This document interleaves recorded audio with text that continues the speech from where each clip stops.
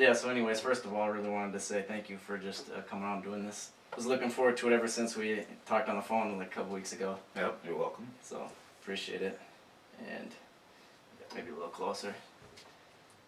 So, yeah, I don't know, just to start out, I mean, how has 2020 been going for you? Oh, it's been going great. I mean, Yeah. it's a true testament of, finding out who you are personally, how you handle adversity, decision that's being made out of your control, and then mostly what you can basically do within your control, right? Sure. There's different things that we don't like from a government perspective, or it might be your own partner, right? But ultimately, you gotta look within and say, where do you want to be personally? Because I always believe if it doesn't start with you, who else can it start with? Yeah. Right? When you go to the grave, technically it ends with you. So, going through life, it starts with you. It doesn't matter who's making the decision, know. So, 2020's been good. I would love to compete and coach more and do a lot of stuff, but been around the house, upgrading my skills in carpentry. The car, you were working on that. Car, oh yeah, I turned into a great mechanic. Just everything. So it's a good reflection, right? It's like how do you look at 2020? Because if you have more years to your life and they're more meaningful, you take this year and you be grateful for it. There's a lot of people that can't say that, right, for whatever reason, but I just think it's a great year. I learned a lot. I've probably helped some people through, this, the period that we're going in during the pandemic and so forth, but ultimately it's like 2020, it's no different year, man. Every day I get up, I realize that if it's to be, it's up to me, right? Yeah. And if you get up with that motto, right, you can't create all these excuses for yourself or let people do that for you. Ultimately, I don't like to be the victim, so. Yeah. Do you feel like a lot of people are taking it from the other perspective, like, oh, this is happening to me, and they're more in the victim mindset versus how to make the best out of it and just doing what they can control? You know what I mean? Yeah. I mean, we weigh heavily on the political scene, right? And I really don't like to talk about politics, right? Because again, it starts with me, how I get up every day, how do I perceive things. Life's going to be hard no matter what. Yeah. And you got to have some optimism in there at times where, you got to see yourself through those tough moments. So, I look back at some of the things before 2020, right? And I've had some hard times, but they've gotten me through. I see this as another time that I'm gonna get through, right? As long as I'm living and breathing, things are gonna be fine. For sure. So do you feel like it's almost going to be a good thing for a lot of people, just like the adversity, or they'd be able to learn from it and kind of take lessons from it instead of being down from? Yeah, I mean, we all have different mentality, right? And I can't speak for everybody and what they see, right? But what I can tell you is, take it day by day, right? And every moment, something's gonna pop up. Yeah. I always look for the worst thing to pop up, like, am I gonna be prepared for it? You can prepare for anything that's gonna come up, right? We all have schedules. We all put things in front of us. It's the unknown that, like, when you think about it, how do you prepare for that? And I've been doing a lot of stock trading, which has been like my hobby. Nice. As long as you're not losing money, Yeah. it's a great hobby. But I look back and go, man, why wasn't I investing? Why wasn't I doing these things? So, as I think more about 2020, I said, what different things can I look at to keep my life looking good, right? And trust me, I'm by no means perfect, right? But I look for better days, right? Yeah. You will always be handed a bad day, a relative or somebody close to you passing away, that becomes a bad day. Mm-hmm. But what you have to look forward to every day is a really good day, right? Like, how can you find more of those days? Because the other ones, when they're just handed to you, those are the things you got to look at and say, that's out of my control, right? Yeah. And hopefully it is, right? For sure. So, no, it's good testimony. I think 2021, it seems optimistic. Mm-hmm. Still a lot of unknowns. Yeah. Everybody thought that things would change at different milestones. I don't really need to point out which one because I don't know where everybody stands on different milestones. Yeah. But, these milestones have came, I use Y2K, right? Mm-hmm. The whole world was going to crash at that time. And, Is that how everyone was acting? I mean, I don't remember that. Yeah, Yeah. computers were going to crash and, everything was going to go down. And, when I think back about that, it's like, look at where we're at today. Technology's gotten better. Healthcare, things have gotten better, right? Yeah. But just from a personal perspective, you want more. So then it's never enough, right? That's kind of how, we always perceive things. You Mm-hmm. want more, but it's never enough. Yeah. And you got to find that what do you call enough, right? And I use that for myself. Like, I have to set goals. Mm-hmm. Right? And maybe my goal might not be to the top of the range of where I can be or what I can do, but if that's what my goal is, that's good enough. If I exceed that goal, then I feel really good about it, right? Yeah. But I have to set something in front of me to allow myself to work towards something. Something to pursue, kind Correct. of? Yeah. Correct. Okay. And I give that advice, right? When people are looking for direction, whether I'm at work or I'm coaching, the same thing applies. It's like, tell me what's in your control, because if there's things not in your control, that's the part you really need to figure out. What's in your control, you already have a grasp of what that looks like and where you want to take things. It's the unknown, right? And that would almost make you feel better, like if you think about the things you can't control, like, oh, this is going on, this is happening, like that can stress you out. But if you think about what you can control, it like eases you a little bit, because now it's like, it's something that I can do. Like, this is what I can do. Yeah. This is what I can do. Yeah, I mean, when you think about, you look at things out there, there's people on the street, homeless, fighting for, some type of living, right? Mm-hmm. And you kind of look at it and you go, man, what was in their control that they lost, right? And Yeah. there's many reasons. Mm-hmm. There's so many reasons that we can't begin to think about it. But if you do break things down and you realize how delicate life can be, you probably start clawing back a little bit more, and then you walk through these things and say, hey, look, if I start here, I'm able to get over there, right? Yeah. If you don't have a starting point, you will never get to your goal. You won't get to that end point where you think you need to be.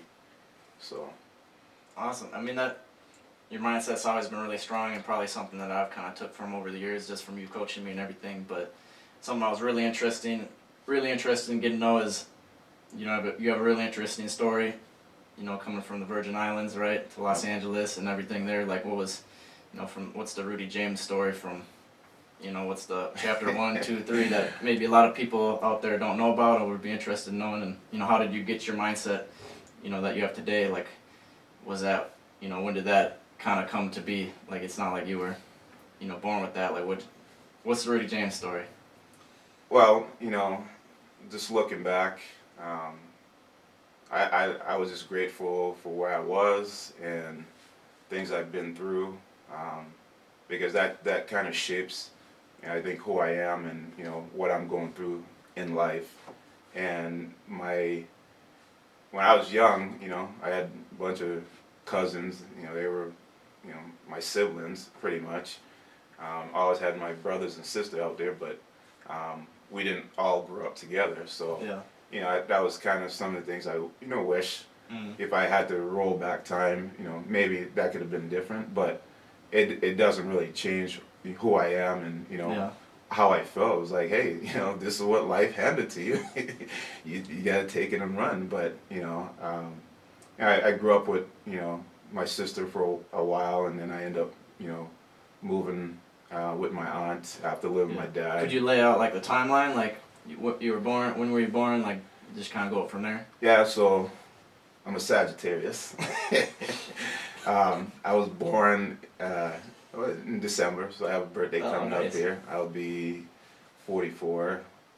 Still feel like 21. Yeah, still look good. Yeah, still look real good for. Yeah. Trust me, I saw some young bucks limping today. Yeah. So I was like, yeah, okay. I'm doing pretty good still. Were you the reason they were limping? I mean. Probably, but it's one of those things, like when I was growing up, is, I guess self-identity is what I would put it as. I always lived around my cousins, and I moved with my aunt when I was about 8, 9 to Los Angeles. To Los Angeles, and that was like, in my head, that was like one of the best stories, right?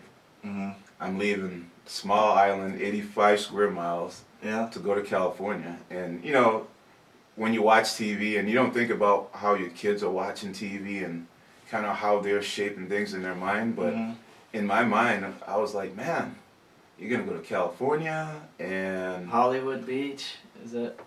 Man, I thought I was gonna live. I swear, I thought my apartment was gonna be like, apartment right here. Look up the mountain or hill, and you would see the Hollywood sign, and then like, as I learned more, the different apartment types and geographically with different states and different time periods, throughout years. Yeah. I thought I was gonna have one of those Boston type houses or apartment, right? Skinny ones. Yeah. Apple trees right on the sidewalk. Hollywood sign. Man, was I in for a shock. It was funny because when I got there, they're like, you can't wear red or blue. I'm like, why not? And they're like, there's gangs. I'm like, what's a gang? I mean, like, these things wasn't appealing to us growing up. So now our environment changed. We're in a different culture, and I'm like, oh, that's what happened when you wear red or blue, if you're not red or blue. And it wasn't this culture of the schools, gangs and things like that in Los Angeles, and we had to learn a lot quickly on how we need to adapt, right? Yeah. And if somebody approached you, but there was nothing tougher than being in the house living with, I have this number in my head, like 17 people. We had a 4-5 bedroom apartment, depending on how we can section out the house, those different things. But I'm like, how can the outside world be tough if you can't be tough in your own home, right? And I was probably somewhere in the middle with my cousin. I had 9 other cousins. I looked at myself as number 10, on my aunt's roster, and to give her credit, because I don't know how much credit I ever really give her, but she did a really good job of raising us, raising her kids, raising me. 9 or 10 kids she raised. Oh wow, that's just the baseline. Trust me. Yeah. Right. I mean, That's just what's on the paper. Well, that's just the start. Okay. I mean, she's helped a lot, done a lot for a lot of people and things like that. So, kudos to her. But man, every day you get up, your cousin might have your shirt on. Yeah. We were real tight in rooms. Your shirt's my shirt. Sleeping. It's like, man, I just washed that. Dude, you need to go wash your shirt before you wear mine. I can respect that you did that, but your stuff dirty, so I can't go take yours now, right? Yeah. But no, it was good. We had a good crew, is what I called it. We love to go for bike rides, and we used to hang out and be on the basketball court. And to think about how I'm a wrestler today and I coach wrestling, it was nowhere near in the cards of me being a wrestler or a wrestling coach at that point. It was, football, basketball, baseball, right? Yeah. And again, right, you know, I'm coming from an island and trying to establish, you know, doing something. And I established it quick. When I got into sports or started learning about sports, Mm-hmm. you know, when I'm probably 11, 12 that time, and, Okay. you know, I'm watching everybody like, oh, well, didn't know, like, there was youth sports, right? And, I mean, I think that's even come along even more over years. Yeah. And, you know, it's more predominant just about any sport now.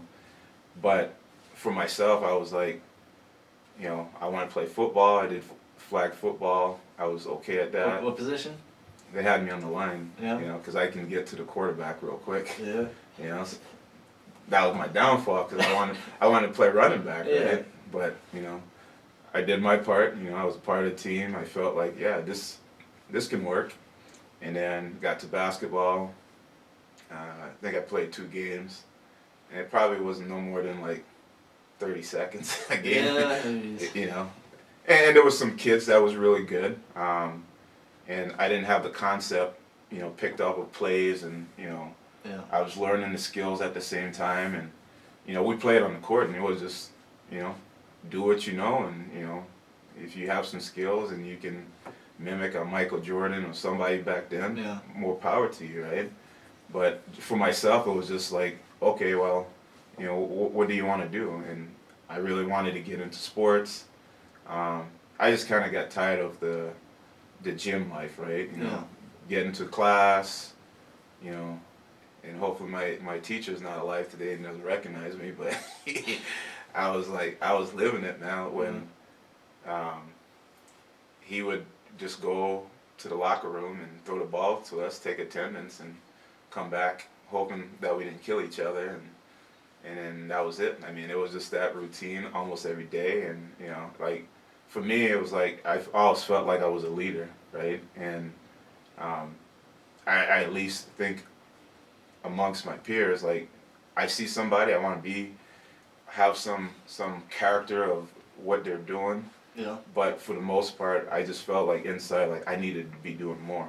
This wasn't enough, and you know, I started looking towards sport, and I just started like grasping the concept, like, yeah, this is what it is. I just didn't know what sport it was gonna be. Yeah. And so then I played basketball, like I said, and that was middle school. I think I played, or I tried out for baseball. I didn't play, and then I was cut from the team. You know, ended up being an outfielder. But you know, you got to pick up your IQ. Had to been there of like, if he's running towards third base, you don't throw it to first base. You know? So you know, but you know, it was just I didn't make the tryouts, so you know, there wasn't anything for me to learn more there unless I did club or something. So it was, you know, back to the playground and go play some hoops. Well, you know? well, real quick before I forget, so you were saying that, you know, your aunt, your cousins, basketball, and you're kind of just felt like a leader, just kind of had that feeling. Did you have like a father figure or a mentor or someone who kind of showed you, or that you looked up to, or that like you kind of emulated? Like, where did you kind of learn that or get that from to begin with? Or not at that time. Yeah. You know, I had some older cousins that I was looking up to. You know, they were older, and you know, I respected them. You know, like, you know, I just remember little, we went to some resort, you know, like late, and they're like, yeah, let's go swimming. And I don't think, you know, everybody thinks that everybody can swim, Yeah. you know, and I jumped in the deep end. You know, they're like, yeah, come on, jump on in. I'm like, that don't look right. I know in my head it doesn't look right.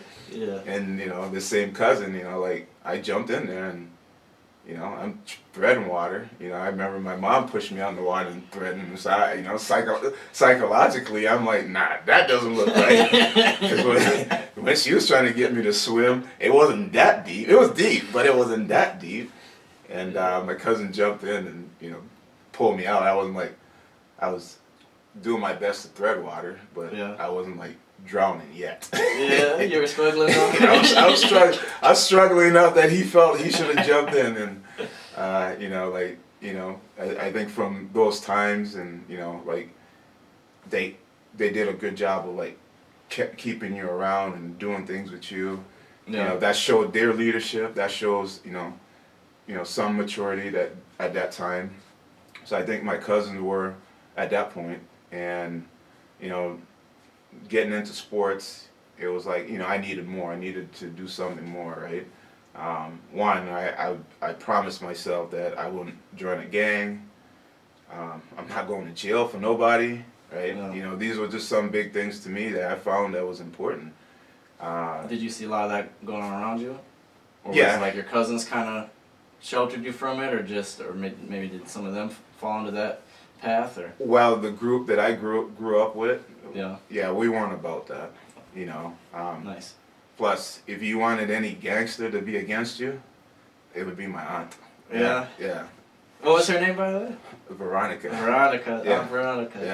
Yeah, she would throw a trophy at you, and Yeah. so you think about twice about being in some gang or coming home. Oh yeah, you came home in some handcuffs, even if you weren't going to jail. Oh yeah, she would be gangster. She would be the gangster you wouldn't want to face. Yeah. No, but she treated us good. She took care of the family pretty much. So I'm appreciative of that. Nice. Where was your mom and dad? So my mom and dad had split up. I lived with my mom for a period of time. Then I went to go live with my dad, and then things kind of transitioned, right? Because maybe social worker is gonna pick him up now, but hey, I started living with him, but no, it wasn't really a social worker thing. It was just more of, how do we want to get into a pattern of living? And it was, drop me off early at school, so I'm there like before school even starts. He was going to work, and then by the end of the day, I had to wait for him to get off work.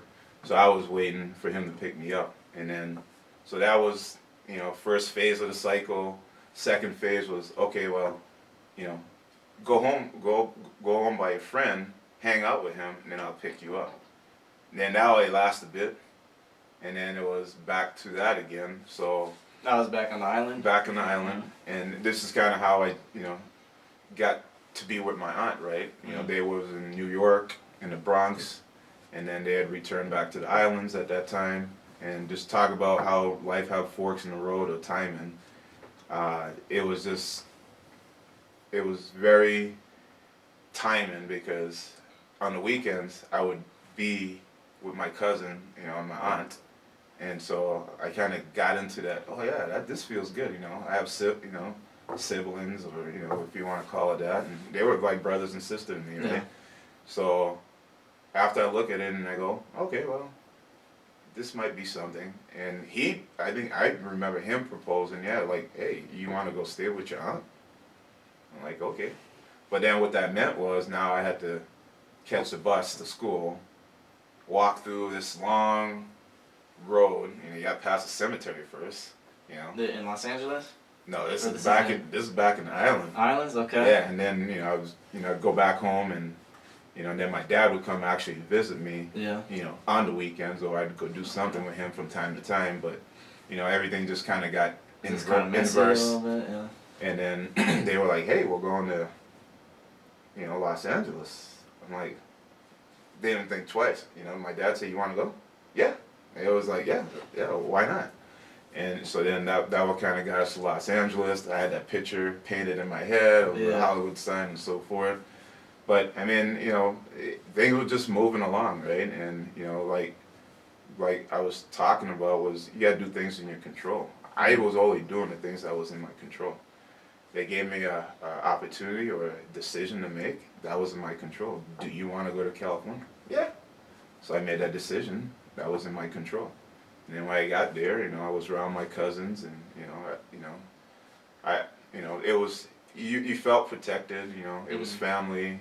And my dad treated me right. It was, up until this day, I think we're close. I'll probably go see him sometime soon. He was knocking on my door the other day, phone-wise, like, hey, when are you? When you're kind of due. You were here last September, so it's okay. I'm like, okay, well, yeah. Yeah, you can visit the Virgin Islands right now, right? Yep. Yeah. Yep. So, kind of have some things in the work. That might happen maybe in a week or two. I don't know. Thinking about it. Cool. So, just with sports and everything, just going back to that conversation, it's just, I just felt compelled I needed to do more. I was playing on the playground, and that was fun, and I think one of the other pivot moment for me was I had a friend, we call him Junior, but God, man, this guy can play basketball like nobody. Yeah. And hopefully he hears this, because I've told this story millions of times. I probably say it once a year to a wrestler or somebody that I coach. Like, he had just so much potential. I mean, I looked at him like, you should have been in NBA. I look at him knowing Allen Iverson today. I look at him like Allen Iverson. He was that talented, just in that way? Yeah. I'm like, I don't know, he might have been 6'2", maybe at that time. Yeah. But he got a few guys like almost 7-footers. And these guys were like guys that went to college, Division I, and they're on the basketball court. Let's run a game. And they're picking up wherever they want. And any team he would be on, if he's on a good team, they're winning for sure, right? Mm-hmm. If he's not on a good team, he's definitely picking them up. So when I think about Kobe Bryant, Allen Iverson, I'm like, dude, all you had to do was just go to school. Just go to school. Even if you didn't like it. Mm-hmm. Life has a way to hand you stuff to challenge you. To help you along to pull you up. Yeah. And that was your chance, Mm-hmm. And it wasn't more about him making the money. It was just like, man, if anybody can see your talent, because I didn't know anything back then. Yeah, but you can see it. I mean, like, something yeah, like that. Yeah, but that made me, like, inside, like, I tell the story so much, but inside it made me compel, like, you have to do something for yourself, right? Because I'm like, you don't want to play organized basketball? You don't want to go play for this team? Go play club. Go play something. But you got the talent. You come to the basketball court, and he schools everybody. I don't know how he's dunking on 7-footers. What was his name? David Baxter. David Baxter. Yeah, we call him Junior. Junior. But I will take that story to my grave today. Yeah. And like, everybody have to make a decision in life, and you can't make it for him. Well, what's he doing now? He's not doing a whole lot. Yeah. Let's put it that way. Gotcha. He's just living. He has a few kids, but yeah. Comparing to what he could be doing, like I said again, it's not about the money. It's just showcasing your talent. I think God gave him, really good talent, and there's other people that's been in those places, but like, in my head, that can never, like, escape. I know probably be on my deathbed or something, and as the memories just keep flowing through of what you can remember, that one will always be one to remember. Yeah. But it made me compel that there was more, right? From a person standpoint, if you push yourself more, if you find the right opportunity, if you raise your hand and say, hey, I want this, I can do this, good things are going to happen. There'll be bumpy ride, and it might be a roller coaster, but if there's a will, there's a way, and you'll find it. Yeah. But man, I can talk about that. Yeah. For this comes down to his mindset, or what? I mean, I can kind of relate to that. I mean, when I was in junior college, I mean, all of our best players, who could have went Division I or something, couldn't get figured out in the classroom or just whatever to make that happen, and like, it's like, what could have happened? I hope I'm wrong, but I thought it was a choice, because I mean, we all struggle with stuff, but I don't think he was. I mean, just watching him play, you'd be like, man, he's a strong individual, right? And like, if you just see this through, just any little bit, because these guys that went to college would be looking at him like, who's this guy? Yeah. Who is he playing for? Where is he going to college? He just had to play for someone just to kind of get. That's all you need. That's all you need to do. Yeah. That's all you needed to do. Yeah. Right. And like I said, it doesn't necessarily have to be for the school, but I think at some point you just make that choice, right? Yeah. At that point there was nothing really from my perspective, and maybe I'm wrong. So, but I don't think there was too much holding him back from doing that, but himself, right? And this when you ask me about 2020 and how I think it is, it ain't that bad, right? Yeah. Right? It's how we come out and put a label on things, how we come out and put perspective on something, whether we agree with it or not. That's kind of how we start shaping our thinking. And I look at him and go, man, if you just shaped your thinking just a little bit different, And I wish like I had the skill and the leadership that I do today within work, home, and wrestling. Yeah. That I could have done that for him, right? And I think like I use that story when I'm in the room, like, hey, you got so much talent, don't waste it. Put it in the right place, do the right things off the mat, and then, let it unfold, right? There's so much unknowns that we always think we got it right because the moment in front of us seems like that's what it's supposed to be. No, there's unknowns, right? I mean, that's why we live. That's why we get up every day and we look forward to, hopefully, expand, broaden your horizon. Well, why is that so hard for people to kind of realize that, if I have this opportunity or what could be like that potential, like to see their potential and what they need to do to take steps in that direction? In my own opinion, I think somebody influenced you, something dictates kind of what you feel like you should do, and a lot of times you just gotta look within yourself first, because to me, I think the answer is there, right? And we all struggle with different things in our life, whether it's relationship, health conditions, mental conditions. So I think some of those things could play into it, but as you look into yourself, I mean, just try to find the answer within, right? First, because you have to be comfortable in your own skin. That's the way I look at it. And if you are able to like bring that out and help somebody or give back, right? Those are the things that like my coaches taught me and showed me, and if I didn't really take those things on, what person would I be today? How much different would I be, right? What sacrifices you're willing to take to be better or to help someone through their stage that maybe I went through, right? Yeah. So. Yeah, for sure. Well, so going back, you're talking about basketball and junior, but when did you start discovering, like, I remember you were trying out for football or something, and you came out and it was like they're already a month into practicing or something. When did you discover wrestling, and how did that kind of really get into, like, this is for me, like, this is what I'm going to do? Yeah, so that part was more when I went to high school.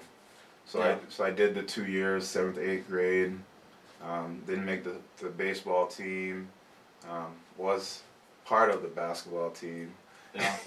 And I think the coach knew I was a hard worker. It's just, I didn't have the basketball skill set to really help the team along. So if we wanted to win games, I might have been the guy that would have caused all the turnovers. Hustle on defense, right? Yeah. or let the team back in the game, right? Yeah. So I was never bitter because I sat the bench, but I always knew that something in me, because I always felt like I was a hard worker.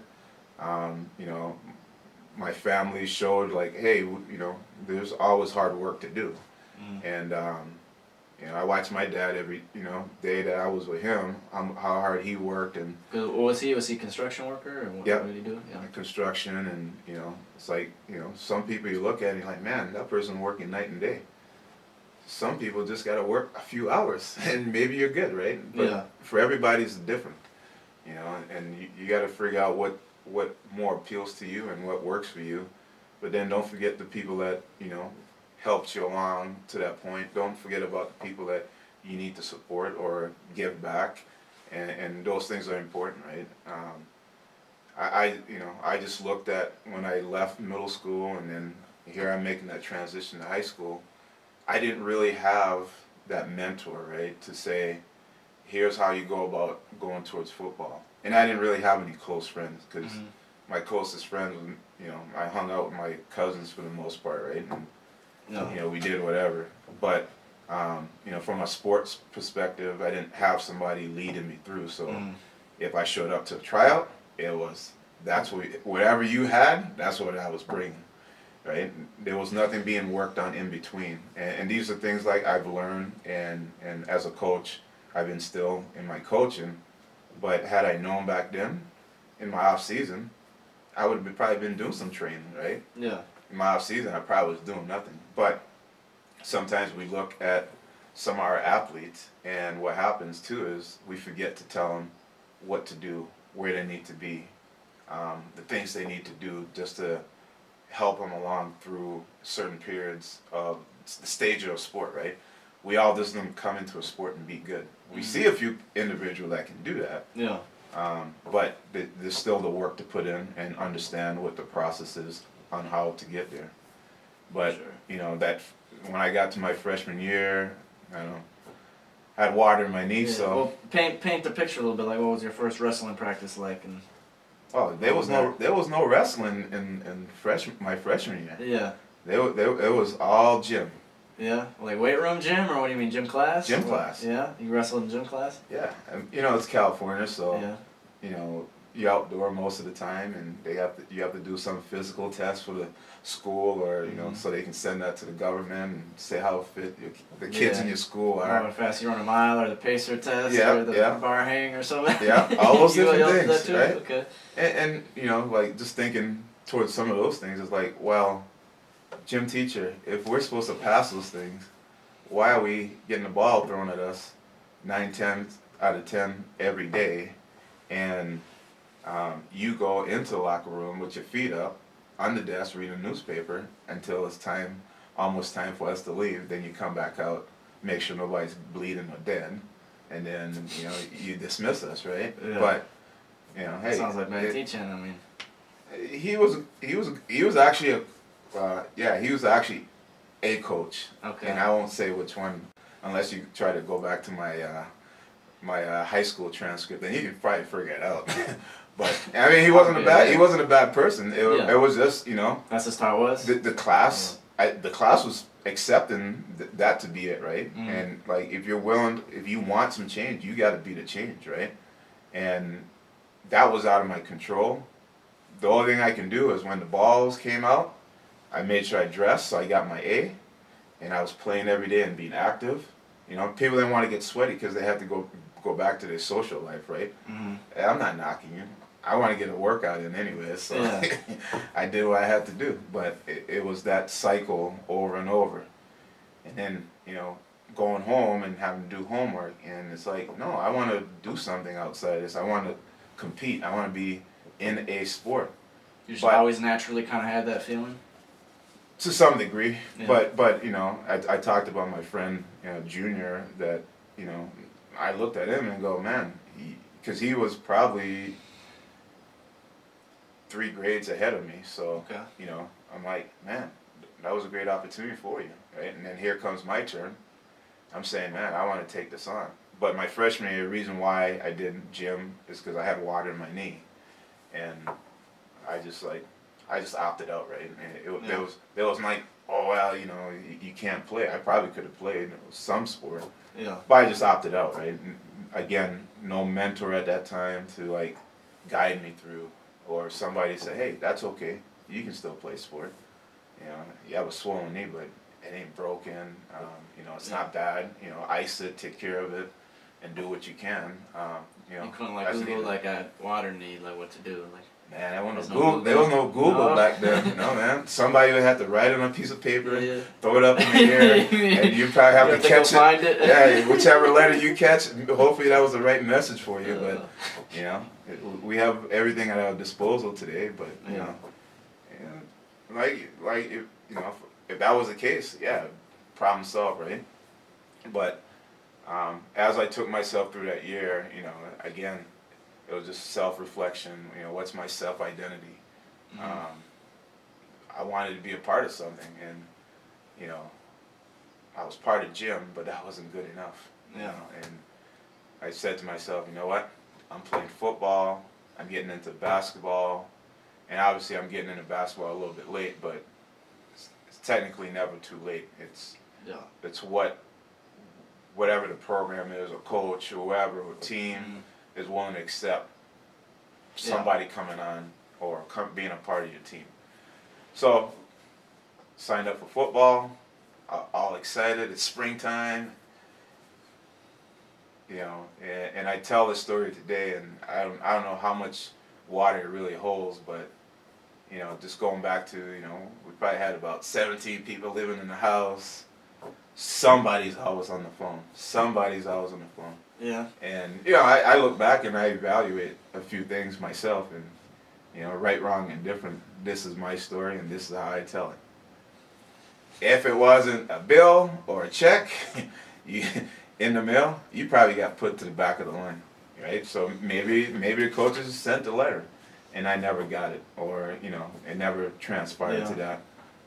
Maybe a coach's call, and, you know, the message never got to me, because who knows? I probably had a cousin on the phone every single time. Hey girl, what are you doing? Yeah. Hey, somebody's calling. Click. Yeah, I'll give them that message. Yeah. Never got a message, right? Yeah. I guarantee you there's a million times that probably happened, you know. So, for whatever did occur, I just kind of chalk it up and say, you know what, I'm going to sign up.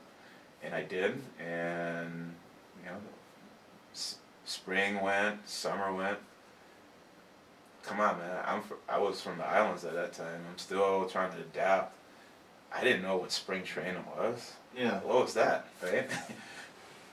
Summertime, I'm starting to see guys in pads. And the only reason why I was at the school is because I had to go get my classes taken care of. So I'm, you know, making sure I got all my classes ready to go before school starts. And wow, man, it was, you know, talk about another fork in the road.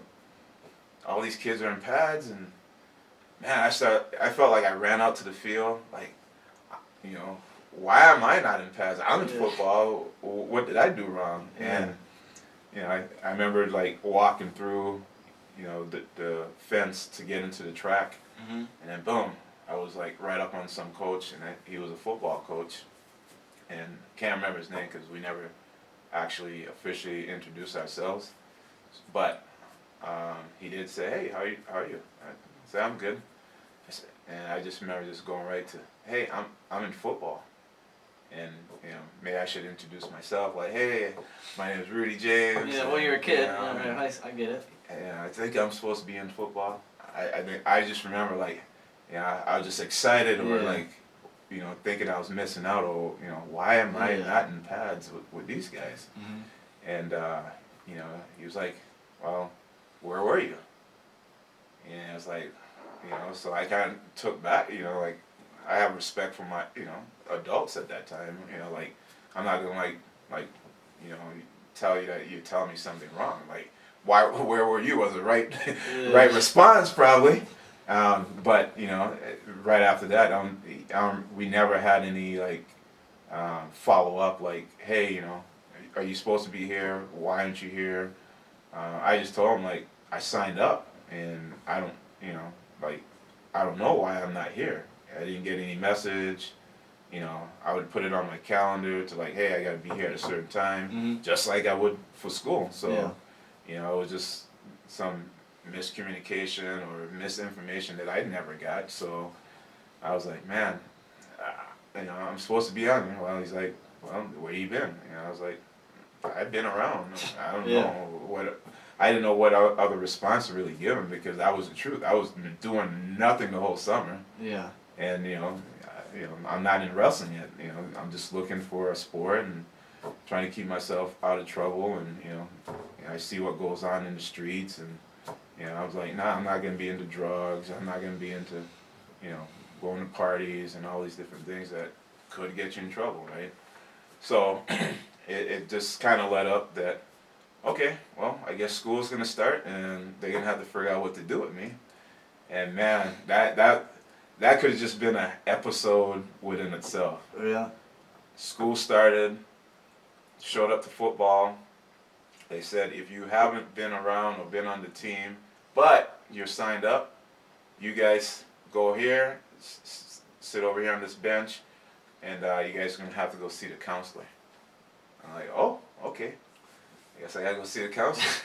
Okay. Is she going to psychologically get my mind right or get me a new class? I knew what it was. It was, oh yeah, well, you got to do something different. Yeah. And so that's where the whole journey to get into wrestling started for me. And as I'm thinking about it, you know, like a lot of people do interviews, like when you're winning wrestling. I think, man, some of the sweetest stories, and mine doesn't necessarily have to be one of them, but I can tell you some sweet stories about, hey, before you became a wrestler, what was it like right up until that moment? Because man, when you just find out that you're a wrestler, man, your whole life just changed. I mean, I can't tell, even if just for a week, right? Even just for a week that you are a wrestler or in wrestling, you can feel that your life just changed that instant. And, you know, just kind of leading up to getting into wrestling, my counselor told me, yeah, well, you're going to have to do 7th period gym. And that didn't go too well for me because, you know, for me, I was like, man, that's kind of like the wrong response. That's not the response I'm looking for. It's like, you know, put me on JV or, you know, like, you know, heck, they didn't even offer me to be the water boy or towel boy or something. I don't know. It's just like, you just want something to do, like just be a part of, right? Mm-hmm. So, you know, she was like, I was like, no. I said, gym? I said, I can't do that again. I mean, that was my words. And by no means I was trying to be disrespectful. But that cycle of going through that was okay. Mm-hmm. And, like, if I did it again, I felt like it wasn't going to be enough, right? It just wasn't part of your... And I would keep searching for something, right? Mm-hmm. And I feel like that's how people get into trouble. Or, you know, you ask me, like, how do people navigate themselves so they, in other words, find success, right? We all have influences, but sometimes it's within you, right? You got to create that identity within and then foster it with somebody that can fuel it rather than just influence it, right? So it's really ironic because when I got to my counselor, she was all stressed out because only thing I can see is like you and me right across this table right now. Like, it's me and you. I just need you to fix my problem, right? Like that's kind of how it was coming across. Yeah. While, you know, she was looking at like, you know what? You gotta remember, there's probably like 800 kids plus just in your class. And then think about how many kids in the school. You're not the only person that needs a class change or something done differently to meet the criteria of being in school. Yeah. And I was like, you know, I was kind of pleading like, you gotta give me something else. Find me anything. I will do anything but PE, right? Because we call it physical education. Yeah. So I was like, I'm not doing PE. I can't do it. I mean, it was like, it's like I was going into like a psychological breakdown for the first time in my life, you know? I probably had worse stuff happen, but this one, oh man, this was gonna make or break me. And so I'm sitting there and you know, I remember just talking to her, really nice lady, really cared about the kids. And you know, it's like, man, I felt like I didn't want to add any other stress. So I offered up, like, what options do you have for me besides? I know there's something else, you know? But this is part of my growth, right? Because if I think about 7th, 8th grade, when I didn't make one team, I should have been looking for another sport to get into or something else, right? Or like I said, you know, because I maybe didn't have the skill set or necessary skill to make the team at that time, I should have been working on it in the off season, right? So, you know, I was proud of myself, like, hey, offer me something different than PE. Like, my eyes probably got open real wide, and like, you gotta do something for me, please. Like, and she was like, okay, how about swimming?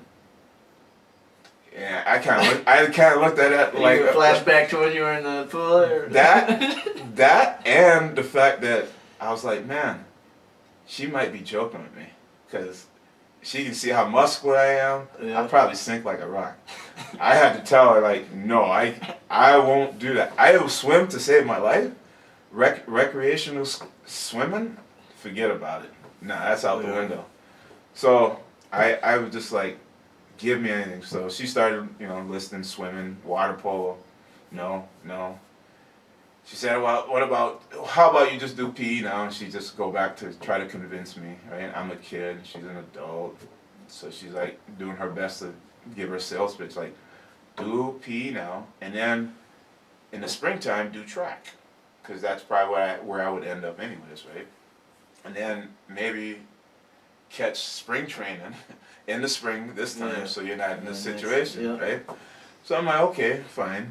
I thought about it a little bit, and no, didn't resonate with me.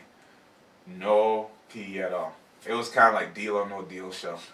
No deal. I just hit the button on her like, nah, you gotta open up another case here. You gotta do something for me because this isn't working. And it's funny because after I did that, man, did the doors just open. Like, yeah, you do have options for me. Like, sometimes we don't ask the right question, whether you're interviewing for a job or... Just don't push it. Like, there's a right way to push it, right? But you just gotta ask the right questions, right? You don't have to be like, impose your will. It wasn't like that. It was What's important to you, like...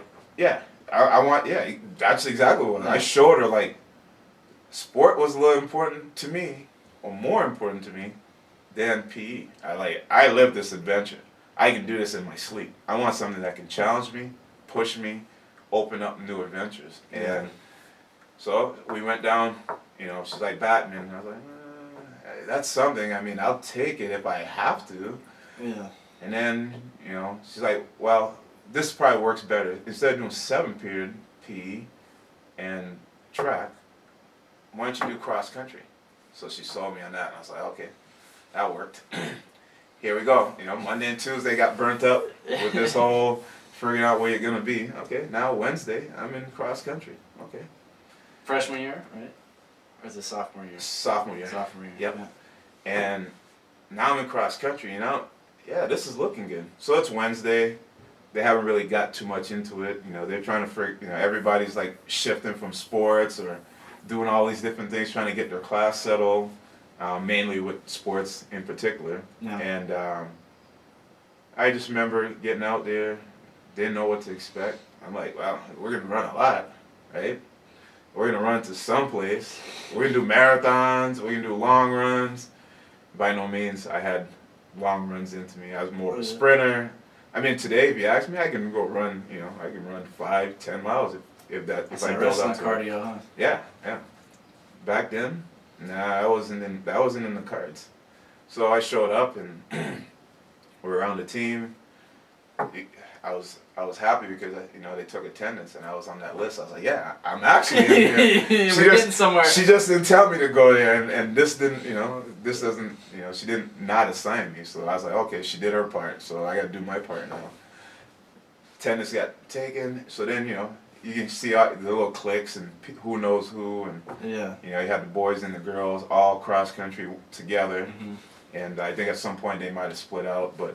It was just kind of getting everybody together. And that day was really, I was like, man, this is kind of easy, right? So we kind of ran around the track. Might have been 2-3 miles or something.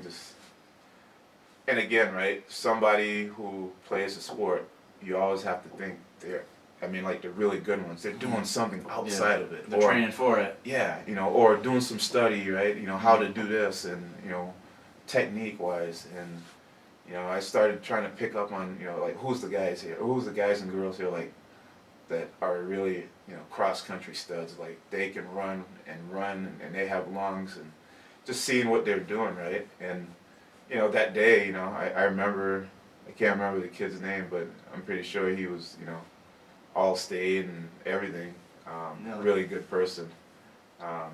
Didn't get to know him because I left the sport, but at the same time, he was, running and that day doesn't seem like he was like putting his all into it, because he probably was a junior at that time or something. And long story short, right? He's like, yeah, we're really not gonna do anything today anyway, so let's nobody's gonna do anything.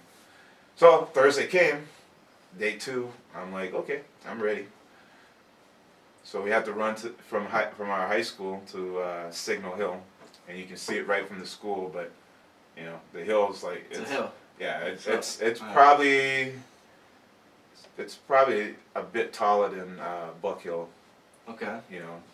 And the stretch is a little bit more. But we started running. Attendance got taken. Second day in a row, I'm on somebody's attendance. I'm like, yeah, this is good.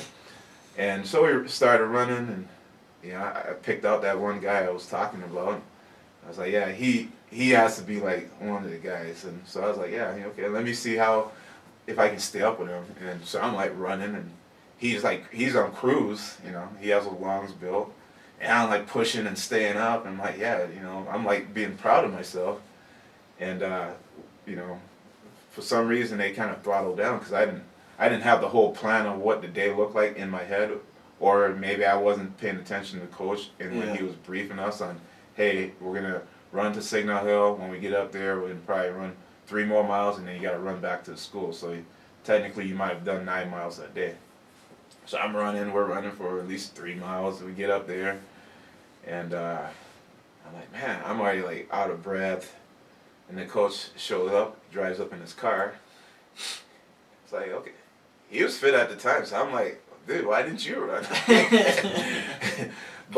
But he had in the car, it's like, if the boy and the girl that gets done first within this group rides back with him to the school.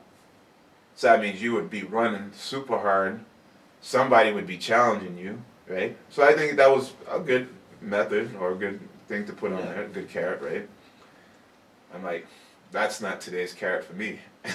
I'm just looking to see how I fit in, how I survive this moment of being cross country.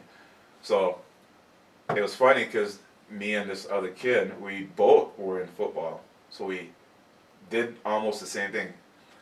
I didn't know what he was doing. I don't think he knew what I was doing, but we both showed up in cross country guys. Like, hey, we know you. Like, yeah, you were in football, yeah. Nah, I wasn't really in football.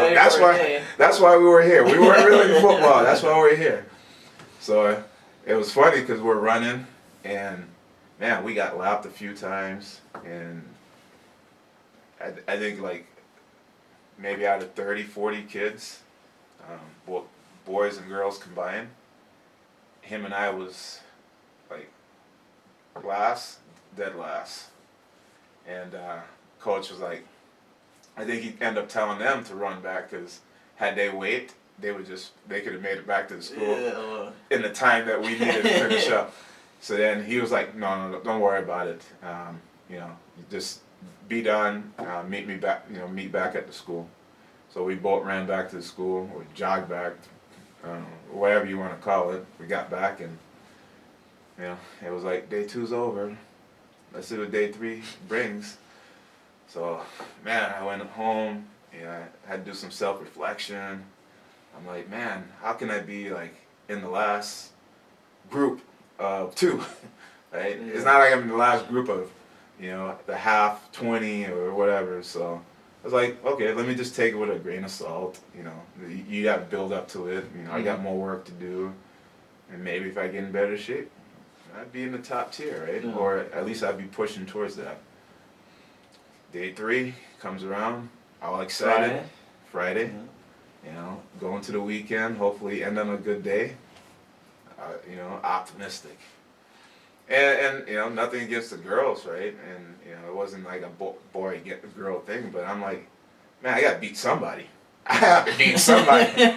You set your goal for the day. Yeah, because the other kid that him and I came in dead last, he saw the writing on the wall before I did. Yeah. He's like, nah, I'm not even showing up. I'm not even gonna show up on Friday. I might as well go do PE, because this is probably less work. But again, for me, I wanted to be challenged. I wanted to be a part of something. Yeah. And I looked at my counselor trying to give me a chance here, right? So I'm like, okay, we all started running. So we ran downtown Long Beach, and man, that was a nice long stretch. And I'm like, I remember this one girl, she was running, she was cruising, but she was towards the back. And I was like, I was picking it up. I'm like, yeah, you know, you gotta. You were hunting her down, and you were like, I'm gonna pass her. You gotta like stay within the pack, you know. And then it got to the point where it was like you just can't be dead last. You know, it wasn't about the girl, but she was like the closest to me. So I'm like, man, I gotta get up there. I gotta be towards the front. And you know, we get down to the beach, and again, where was I listening again? Did I not listen? Like when you run down here and then you get down to the beach, we're gonna do some sprints. And I don't know, it was impromptu, right? Like, hey, yeah, we're gonna switch it up. We're gonna do some sprints here. At the beach. At the beach. So I'm like, you know, I got this, you know, nice Long Beach seawater blowing, and we're running probably about 70 degrees plus. And I was top 2 in sprints. I'm like, yeah, I got this, you know. I don't care if I got lungs. I'm gonna beat everybody. You know, I'm gonna win these heats. Lo and behold, did I not know, right? Like, oh, by the way, when you get finished, you still have to run back to the school. So I put all my stock into the sprints. They're like, okay, just we're done. W's where you could. Yeah, I pretty much did, right? Like I said, I was trying to end on a good note.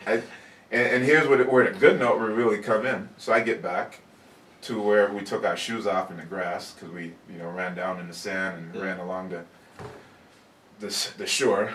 And I stopped and sat down to put my shoes on. And everybody must have had slip-ons or something. You know, I remember probably having like a Payless shoes, running. They're probably all burnt out on the bottom or something. And here I am, like, tighten up my shoes, getting ready to lace, and I look up.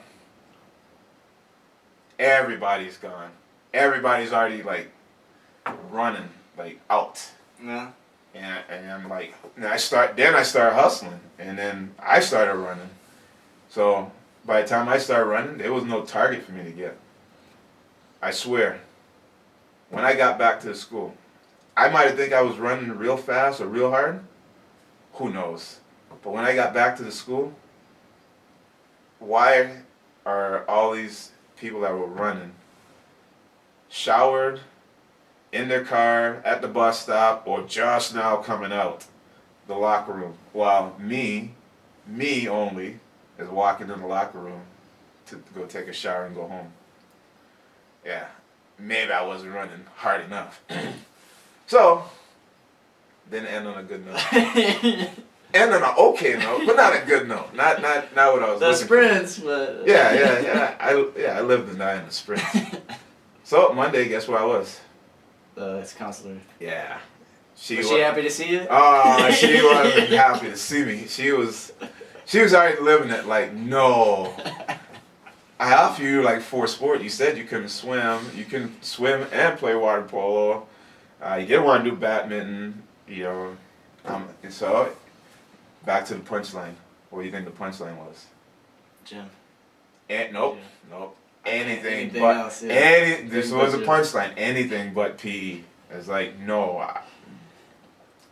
Come on, you got something. You got something in the pipe.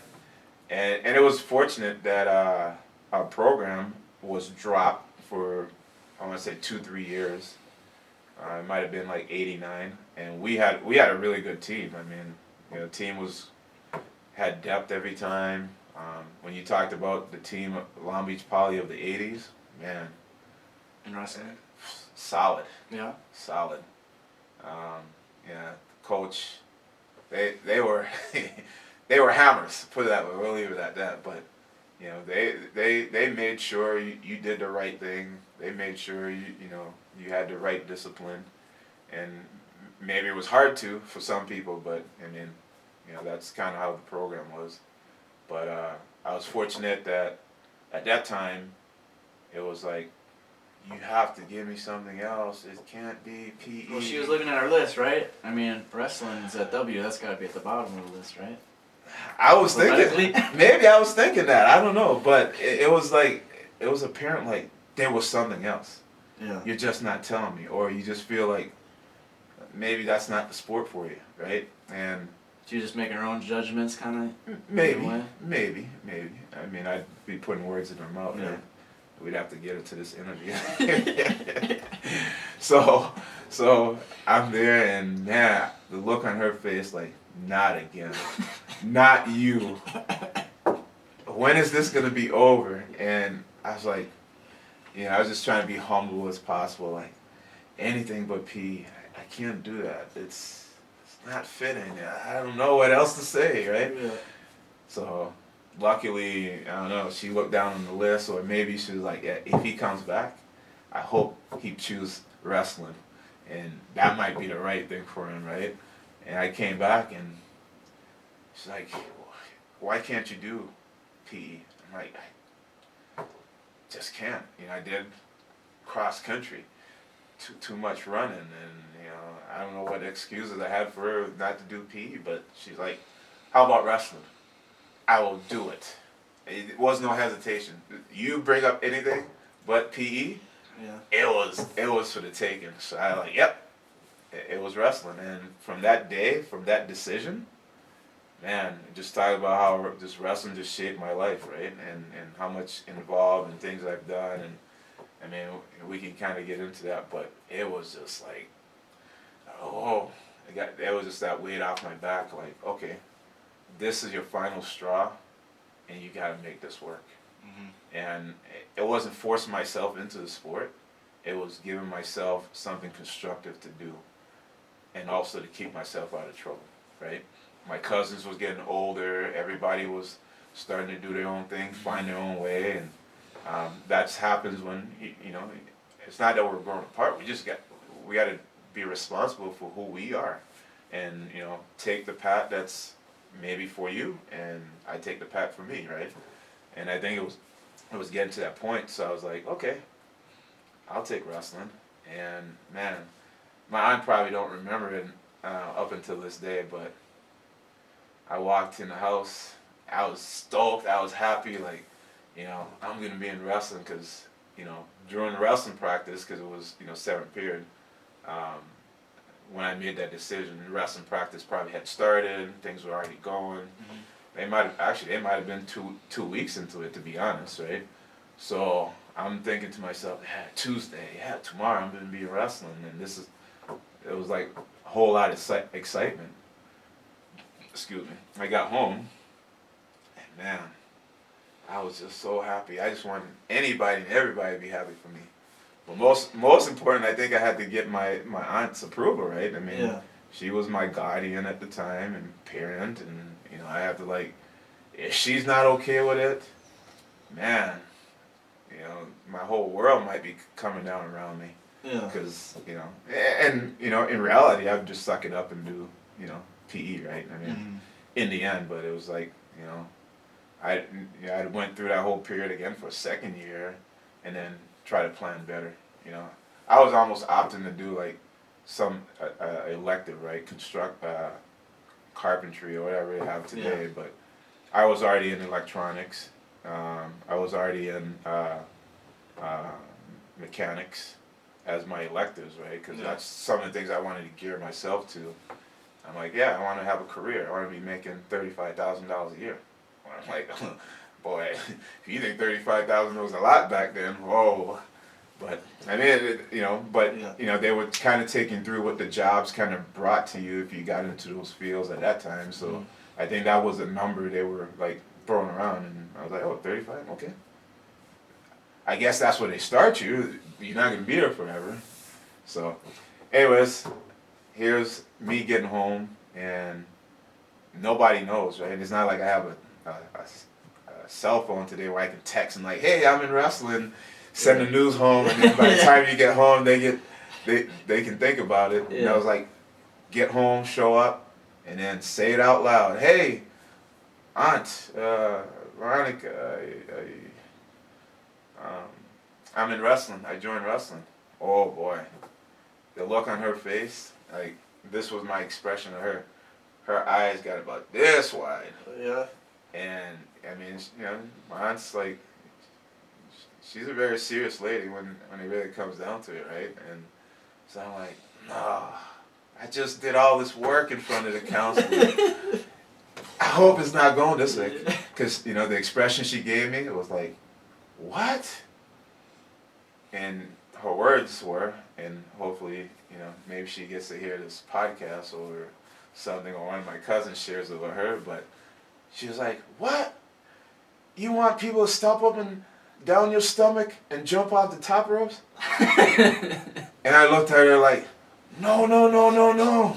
And I was happy. I was so happy she said it that way, right? Because that wasn't the wrestling that I was going to be in, right? So, it took a little trust, and, I think she put a lot of stock in us that we were doing the right things, most of the time, right? So it was like, yeah, okay, well, I was like, no, it's not that type of wrestling. It's not the one we see on TV. It's not WWF back at the time. Yeah. Like, no, that's not it. There's no ropes, and I've never been really introduced to wrestling, right? Yeah. But it wasn't that because of gym or whatever.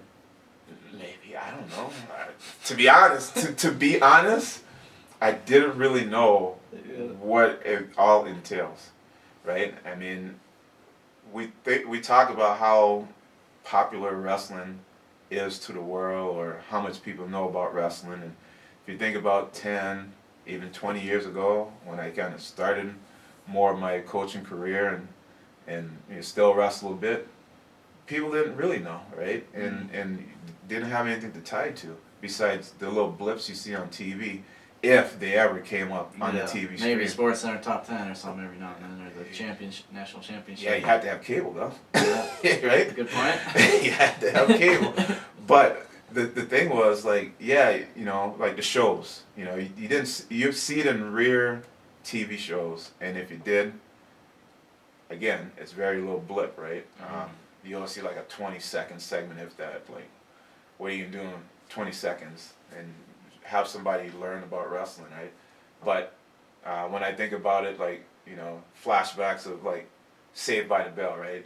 Zach, he was a wrestler, but from episode to episode, you would at least see wrestler because he was a wrestler, right? Yeah. And then the Olympics, if you did watch the Olympics every 4 years, or tied yourself into that sport, I mean, everybody tied to sports that more fits them or feel more compelling that they can understand. Mm-hmm. Most people probably didn't understand wrestling, right? So It's like, that's how you would see it. But when my aunt said that, I was like, yes, you think it's, like in my head, I'm like, yes, you think it's WWF, and it's not that way. So there's a chance that I might be doing this. So, she didn't say no, or she wasn't completely against it, and it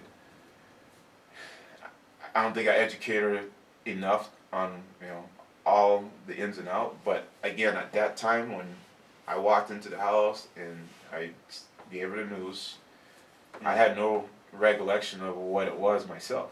I just knew that, hey, I was going to be a part of something. This is the opportunity. Another door just opened. Yeah. You better go through that one and do all the things that are necessary. She had to have seen your energy or your excitement a little bit. I was hoping so. If that's influential or persuasive. I was hoping so, because I was always quiet, right? I mean, Yeah. I was, I'm conservative, quiet at times, where like, yeah. But I was like, when she gave me an expression, I was like, no, you can't. The counselor, I dealt with the counselor. You don't know I was in cross country dealing with trying to not be in the back of the pack, and it was just to the point where she recognized it at some point during that time, and there's probably more important things or priorities that I would think she had on her plate, just trying to manage the whole family anyways. Yeah. So it was like, don't get hurt, don't get killed, just back to the basic, do the right things, right? And as long as those things were happening, have at it, So showed up to wrestling practice. Can't really remember so much of how my first wrestling practice You don't have the first 3 days like you did for cross country? No. But that told you how much I really got into it so quick right away. And I think the excitement, right, really took over, like, mm-hmm. this is going to stick, right? It wasn't like, oh yeah, you're gonna try it out and not like it, right? Okay, maybe I got choked out by somebody, right? I don't know.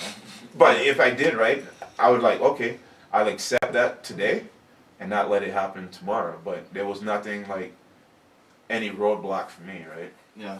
And like I said, they had just dropped the program and they started up kind of like a club. And then we So they're just bringing it back in a sense. yes, yep. And it was partially due to my coach at the time, Bruce Sunrise, and he was a Boilermaker. He did a lot of attend to a lot of school equipment, and things on property, and Okay.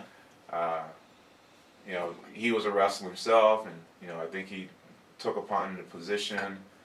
There were some kids there that had experience wrestling since they were little, and they were good. But man, talking about just getting in the room and learning a lot quickly, there was nothing that was going to stop me because, the hoops that I was jumping through just to get to that point, and had my aunt said no, I would have been like, oh, trust me, I probably would have been crushed, and I probably should thank her more today because, look at all the things I've been able to do, right? But from that point, it was just no turning back. We didn't have a regular schedule that year, like most programs do. We had practices. We were going through moves. My other coach, the assistant coach, Sergio Preciado, which I just saw a few years ago, and we're still in contact. He was on staff, those two, Bruce and Sergio, and they were teaching us move, and Sergio, I took. Reason why I fell in love with his style of coaching right away, which my other coach was his coach at some point, was going back to that discipline. He was around those teams back in the 80s, or I think he was probably on those teams back in the 80s, right?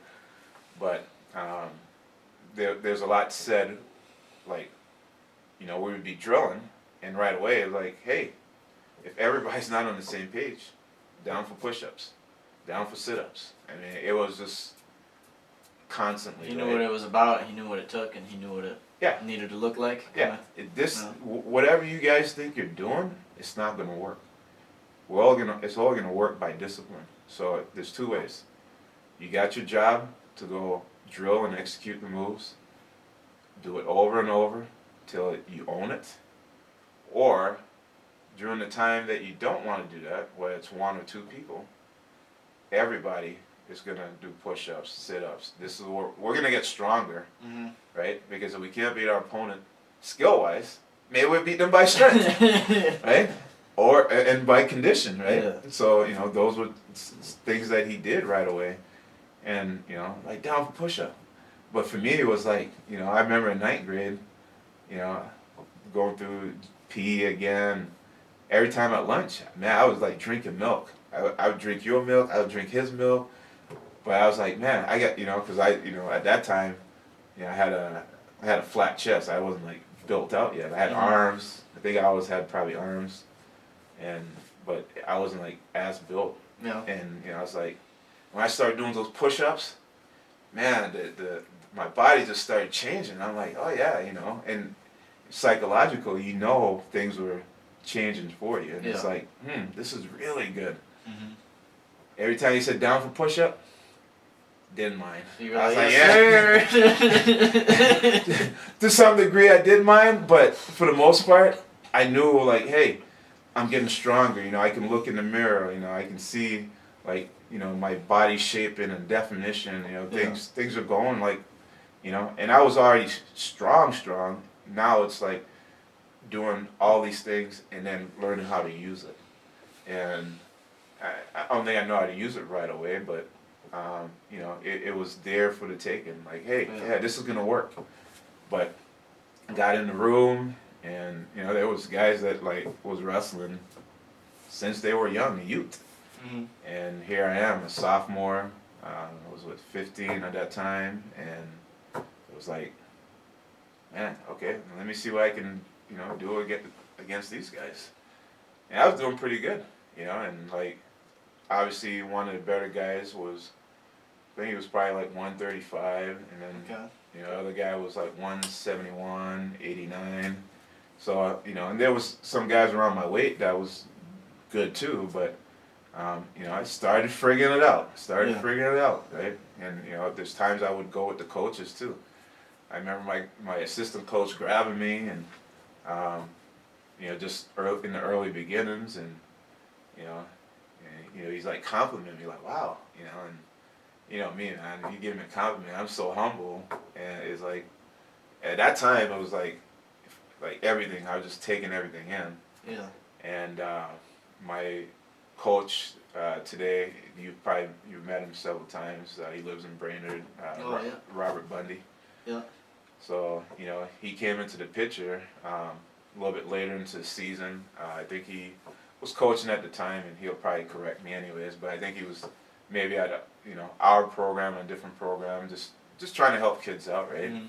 And, I remember wrestling with him, and he probably has the better memory because I created him for him.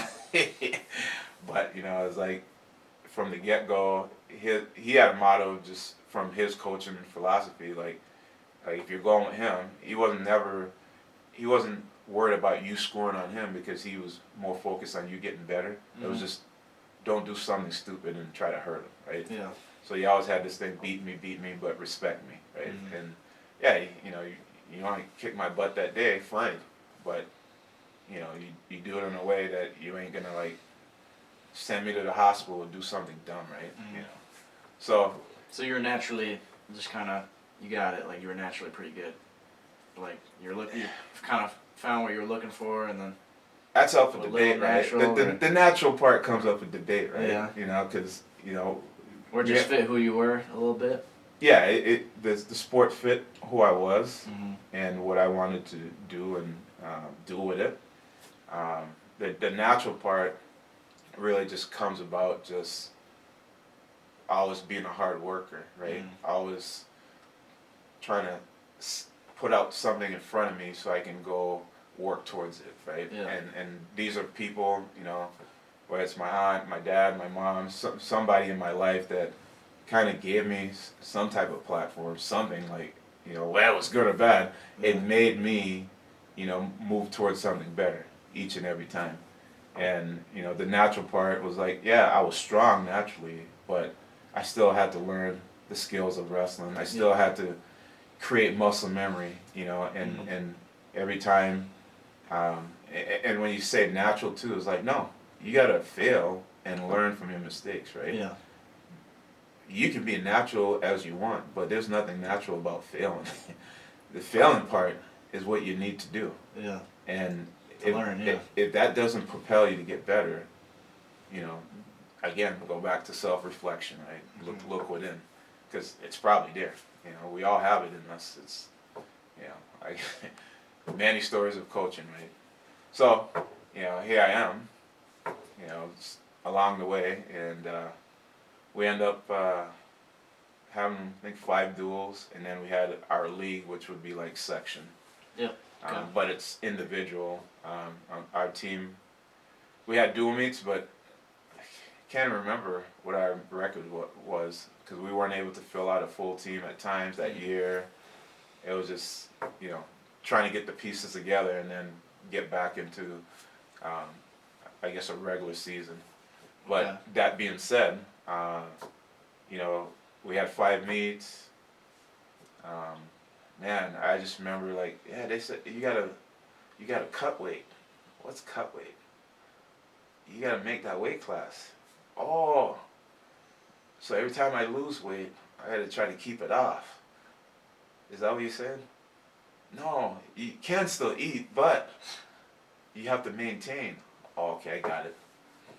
Well, in the beginning, I didn't do it right, and it wasn't anything of my coaches, right? It was just, hey, just 152 is what I have to make. I'll make it.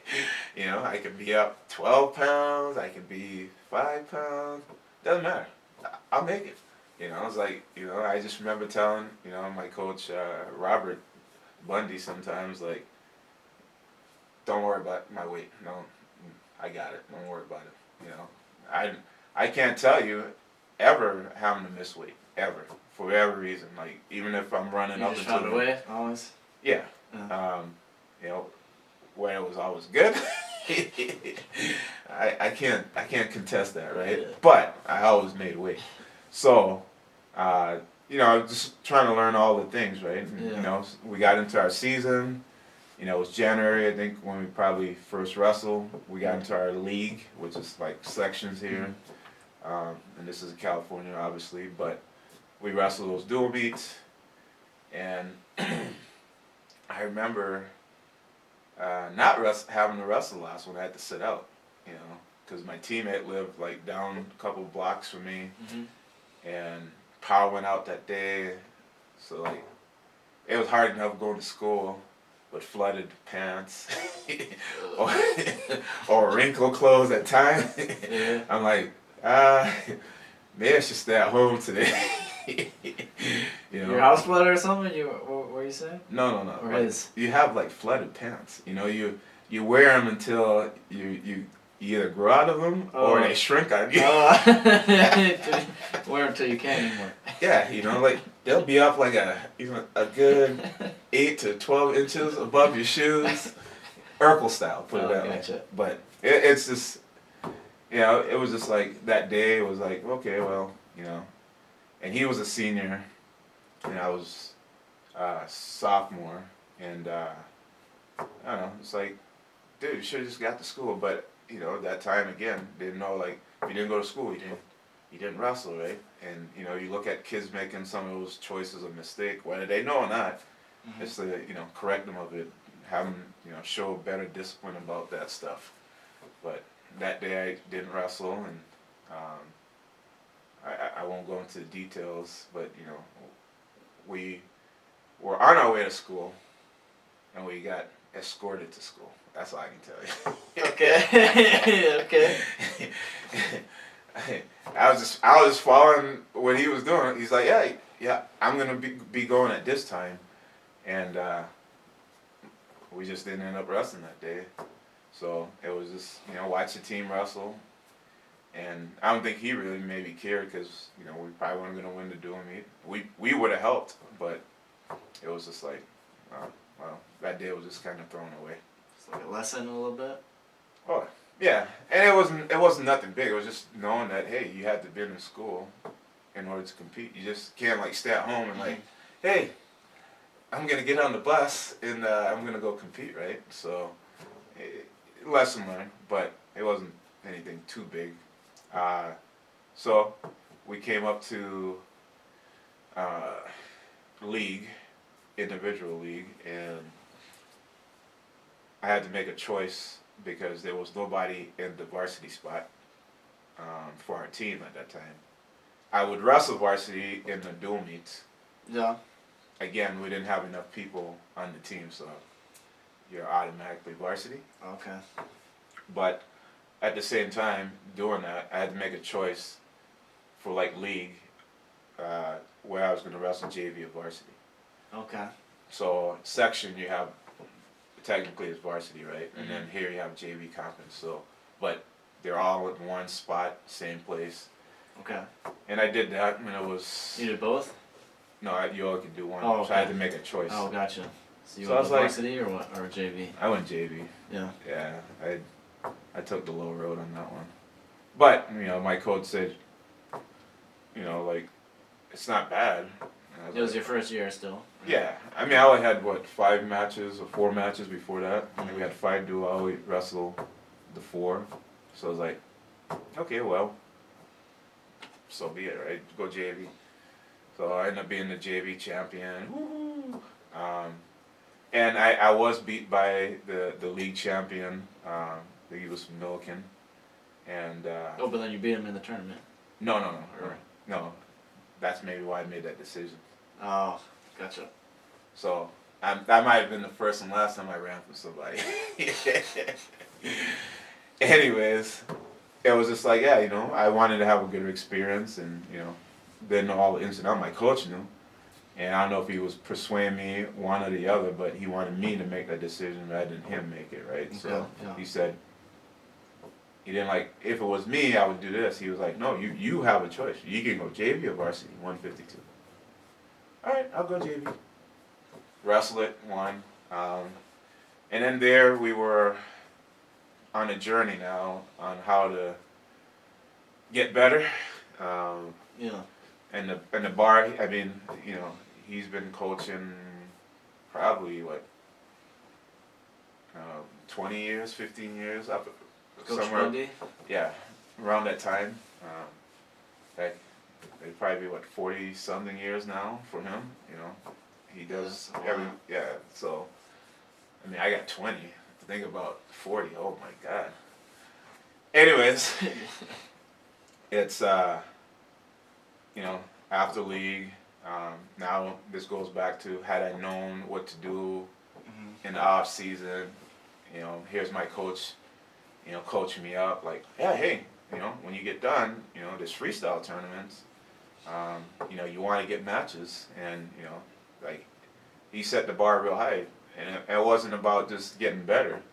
He said, I can make you guys state champions. And he was talking to about a good 7 of us on the team. And I think it ended up being like 5, 6 of us. But it was just, that's when I started realizing, like, yeah, man, you have to set goals, and it has to be meaningful, right?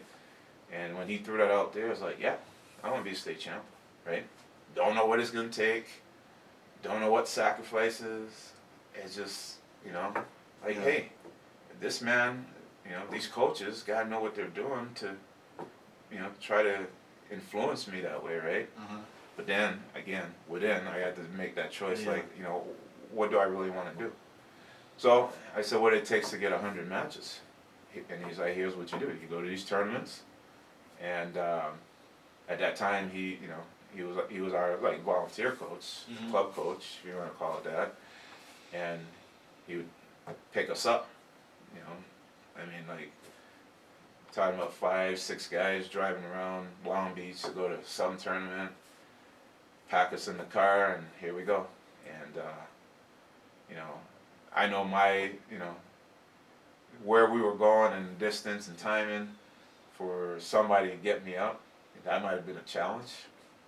I never asked, right? But he was willing to just do it without thinking about it, and it was good because I was like, yeah, okay, somebody's investing in you, right? Yeah. And you don't get that a lot of times. And here we go, first tournament, freestyle tournament. I think I remember just wrestling in a short and t-shirt, no shirt, and I was like, yeah, this is cool, right? Because you wrestle in Siglet. We used to have, I mean, if you see, I still have high school pictures. If you see those Siglet, they're kind of right up on you. Yeah. They were all polyester. I thought they were the shit back then. Apparently not, compared to what we're wearing now these days. So, anyways, it was my first freestyle tournament. Ed Mosley never, like, ever, I mean, I can remember, I don't remember a lot of my opponents because, not that I didn't care about them, but it's like I have goals, right? It's not about you, and if you ever took it personal, sorry. So, got to this tournament, and Ed Mosley, he was wrestling since he was little, and I see Ed today, and if you look at me and Ed, you look really old. But he was just coming out the gate. He was my nemesis. But to get 100 matches, I was wrestling 2 weight classes in the tournament. Okay. I was a cadet at that time. I got registered in 2 weight classes, and I was like, okay, yeah, this works. Man, talk about back-to-back wrestling. That's a lot of matches, yeah. I had to get done wrestling, up for another one. I think I went 5-2 that day, and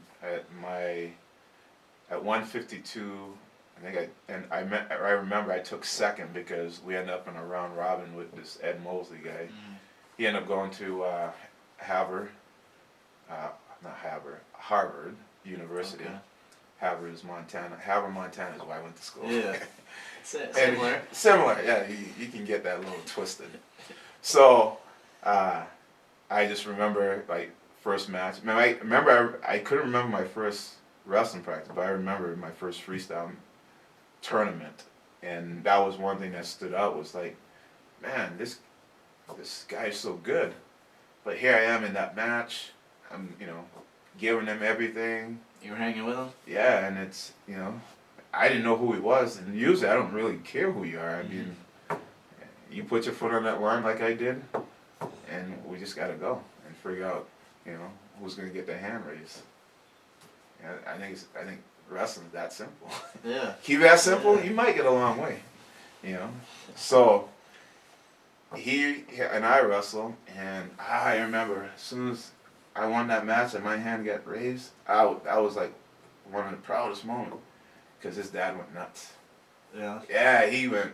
I was like, what did I do? Like, yeah. Remember, I'm still new to the sport, and sometimes the things we see out there kind of like wonder like if you did something wrong to the person. Oh yeah. And I think that was a good thing for me beating him because it also pushed him because people try to figure out like who am I, and my coach, he didn't brag, he just laid it out like, yeah, he only been wrestling technically 7 months, he only had 5 matches, and as I was building my mat time, right, that was the whole goal. It wasn't 100 mat, it was, can you get mat time, can you be on the mat learning, doing the different things, Competing, yeah.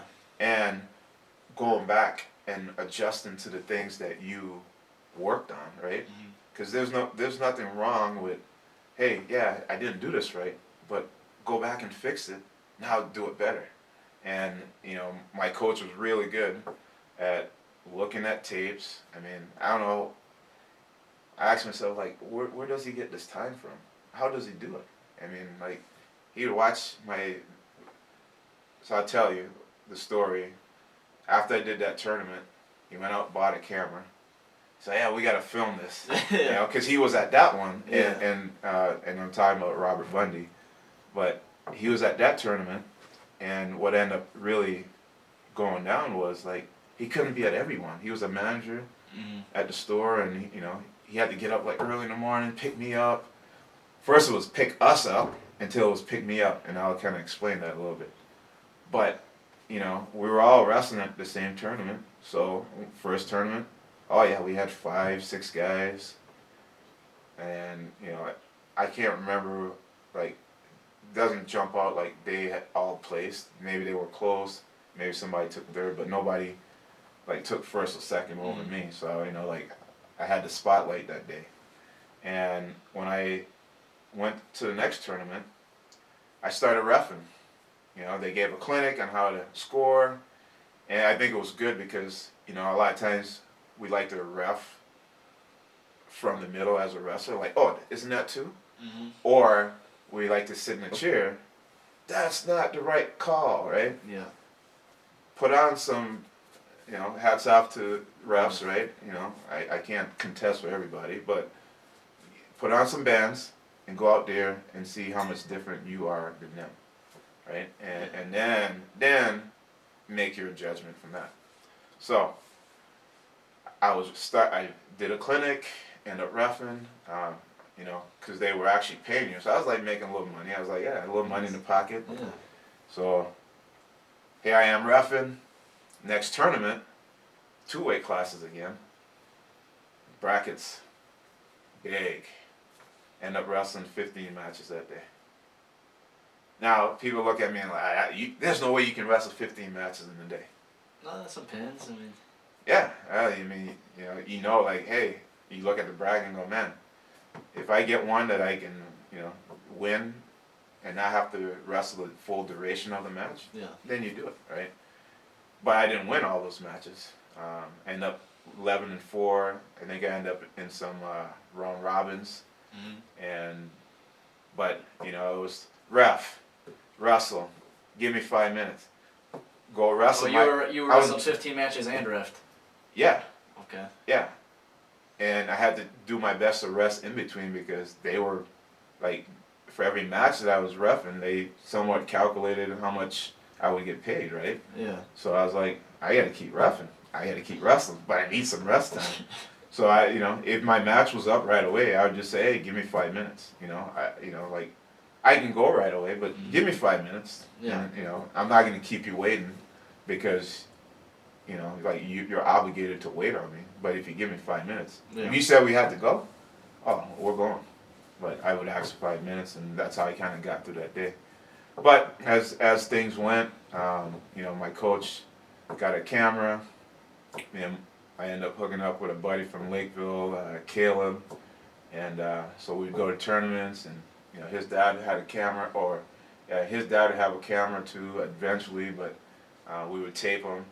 My coach would watch him break him down, and then the following week we had all this list of stuff to go through, what to do better, where to be, what to look for, just level intensity, seeing where you're at your best, where you're actually yourself, whether you're mentally out the match, or in it, or someplace else. All the little things, huh? Yeah, and they all added up, and things just started taking off from there.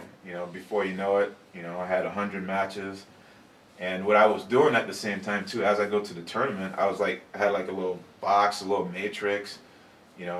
I'd wrestle. I had rounds. I didn't really keep score, but I would put W, L, W. There was a lot of W's, but that's how I tracked my record. Yeah. And I dug it up in my collection at home. I have my little box there still, and Yeah. I think I looked at it a couple months ago during the downtime that we had. Yeah. But things just started taking off. Well, what'd you see? What was your record?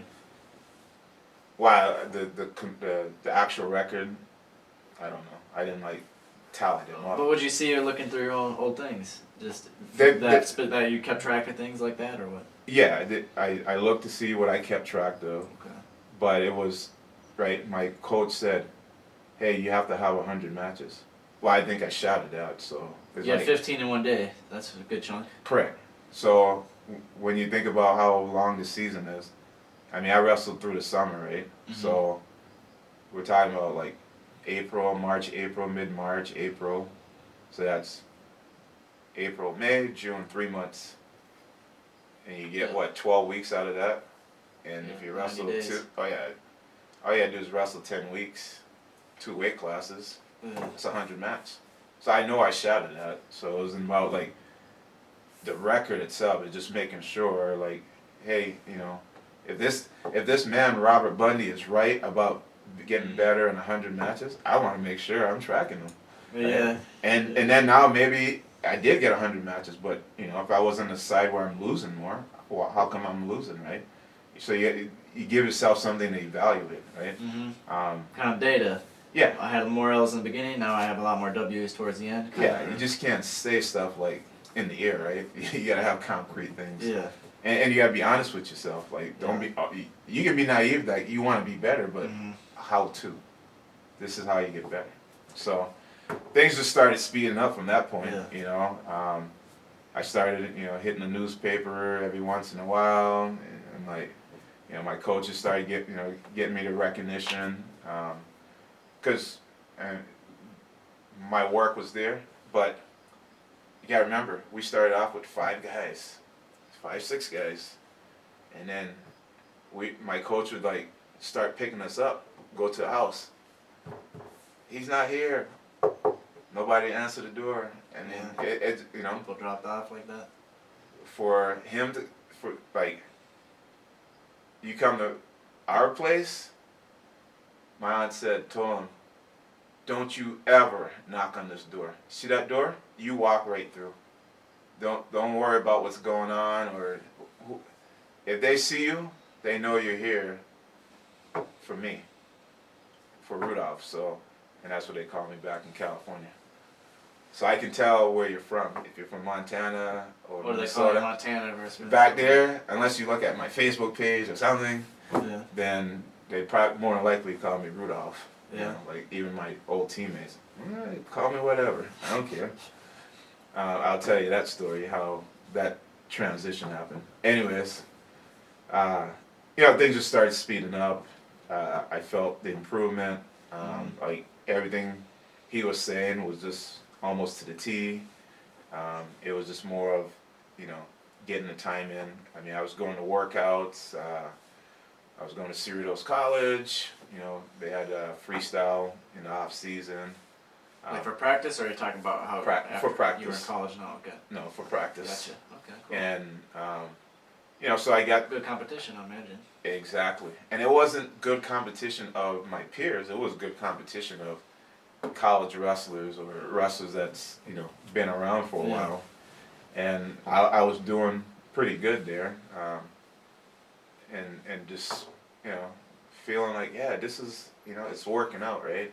Yeah. So here comes my junior year, and stardom just started hitting me because here's somebody from the school district, or not district but league. Yeah. And I don't think for a while we've had anybody that really stood out, especially since the program was dropped, right? Yeah. So I had an opportunity I felt like I had an opportunity to do something special. One of my other teammates, he was a state returner, and he was in the spotlight, but I gained a lot of that because wrestling those 100 matches, I probably didn't know who I was wrestling, but I beat some prestige wrestlers, and California only has one state class, right? So like you're gonna run into different people, and as the season started, there was a tournament called the Halloween Open, and that one brought a lot of revelations to like all the work I was doing in the off season, the competitors that I ran into, they were another level up, right? These are guys that I didn't see. They were good. They might have did things in a different setting than freestyle Greco, to get themselves better. And for me, it was just more of, okay, great, all right. Somebody new. You're gonna test yourself. You think you're good. You got to show it, and I showed it. But these guys were a little bit ahead of me. They've been wrestling for a while. They were seasoned. Some of them, were able to match my strength, which was like, oh, okay, well, I guess we might have that much. I do, but eventually, like I was always trained to break my opponent, right? And this is not no Cobra Kai stuff, right? This is just straight. Hey, wrestling is about a sport of imposing your will. Yeah. And if you want it, you go get it. And at some point, if you give it a lot to somebody, they're just going to be passive or give up, or you're going to find your points. Mind just kind of. Yeah, and that's how the mind takes works. That turn. Yeah, and so it was, try to change that person's mentality, get them to wrestle your style, get them to see who you are, and all the work that you've been doing. It wasn't just about, it was about getting your hand raised, but it wasn't really about that. It was just more keeping improving, right? If you expect to be a state champ, your wins and losses today isn't your wins and losses there, but they can affect it. So you gotta do your best to keep improving off and on the mat, and when you do it, make it count. Man, those were some. I remember that tournament. It was just a barn. Yeah, it was a barn burner. And my friend Antonio McKee, he had we had the same coach. Robert Bundy. He was from back in those '80s team. The '80s team is probably a whole. They can tell these stories for days. My coach Robert gives little segments of it, but man, like if you really dig into it, there's probably like a vault, a well of stuff you can just dig down into stories. So as the season went, junior year, we got tournaments, which didn't happen the year before. We got into some really, like, they were like specifically pointed to get the competition, right? We could have went to, I don't want to refer to anybody to say their tournament's not good, but the level. We could have went to this one where it'd be easier competition, or we could go to this one where it's harder competition. Yeah. Like well, up and down, right? Like Yeah. when you look at from, your bottom of your lineup to your heavyweight, everybody's gonna run into somebody. You're gonna hit a buzzsaw. You have to grind it out. Like in this tournament, if you're really willing to do something special, and those tournament started shaping me more and more. The thing with my wrestling was I was always stiff, right? I started gaining muscle. I was built like a rock. My friends even make comment like, "Man, sometimes you move like a robot." They nicknamed me, like my nickname in high school was the Rock Man. The Rock Man. Yeah, Okay. yeah, and my Letterman jacket has actually Rock Man on the back. Yeah. So it's like, okay, I was like, okay, well, that works. But the point I was making about that was I had to learn how to be more fluent, have better transition. So, that was kind of the next phase of my wrestling. Yeah, you're winning, you're quick, you're strong. Can you be more fluent, right? Hit one ways to move. level up kind of in your own way. Yeah, and because there was things that was just low hanging fruit out there. If I was wrestling a competitive match, I mentioned the Halloween Open. When we actually watched those videos, there was things that my coach broke down that kind of make you go, oh man, yeah. It's not like we didn't cover it. It was I wasn't recognizing it because of the mindset I was in that match. So we worked on things like that. Now, season's going, having a great year, winning tournaments. I remember went out to Orange County. We had one called Costa Mesa. Tough tournament, man. Yeah, it was tough in different ways too. I won't go through that. We went to another one, El Rancho. That was one of my best tournaments. For some reason, I just like that El Rancho tournament. Oh yeah, El Rancho. I think I have a teammate from Rancho Cucamonga or something like that. Yep, out there. And they ran a good tournament. You got to the finals. They had the match stage. And oh man, I wrestled some really good state placer. I think there was a state champ in there, but it was just talk about getting the right tournaments. When you have a program and you're trying to get your team, you always have a young team at some point, but you got to give them growth. Right? You take away some of that youngness sooner rather than later. Let's not wait for a senior year, right? Okay, we're freshmen or whatever, and predominantly, right? Give them that look that's going to challenge them, because when they get to the next level, sophomore year, it's already in their blood that, hey, we're used to this. We're going to exceed because we faced this before. And I think that's what happened to us. And the team got better. We weren't the best. We had Milken. They were, the Apple Valley of the time. I think they still are today. But you had to get past them if you wanted to go anywhere. There was always one of the other teams in the league that would circle around. It might have been because they had a lot of seniors and they kind of built up to it, but they were always challenged. So it was okay, great. Milken, hats off. But we got up to our league again. There was no, doing JV. There was no choice about that. It was you wrestle 100 match. I beat, state placer, state champ, hung with the best, It's no, that's not even in the cards this year. And there was guys in the league who were thought it was as good as me. And I don't know. I mean, again, you got to live in your own head. Don't know what you were thinking at that time. But look at all the work that I did.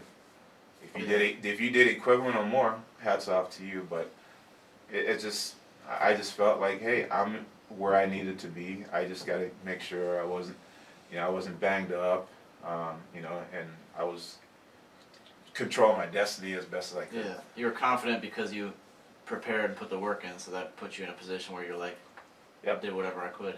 Yep. And because you can see success, doesn't always mean you get it. But, that doesn't mean you turn a blind eye and do something else. So, great season right up until that time, and here comes league, and I won league. It was everybody I've beaten, and if you brought somebody new, I think I would be okay. But now we go to divisions, because we were levels in the California. Yeah, so we were in the southern section, and so you have league, so you wrestle the schools kind of around your surrounding area. Yeah. Then you kind of expand a little bit more in a regional type geographically. So then now that's your division, and then because California has so much schools in the southern section, I don't know if that's changed today or how geographically things have changed, but before you get to state, there's another tournament called CIF Masters, which breaks down enough in the southern section to go to state, while the northern section have already wrestled, then they just go to state. Okay, so there's another layer for the southern people. Correct. So you can all, they can be like, they could have, if you want to break it up in class, they could have just been single A by themselves. But truth be told, right? But it's only one class. So, got to that point, and man, I just remember it was just like expecting things to be good. And first round, I ended up in a pigtail match, and I lost.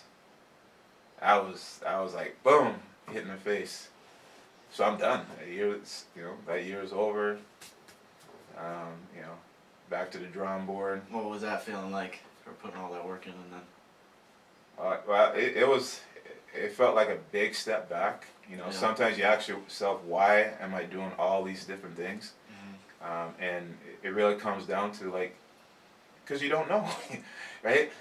The reason why you're doing it is because you don't know, right? And, sometimes we don't want to know what the outcome's going to be just because you don't want it to be the other thing that you don't want.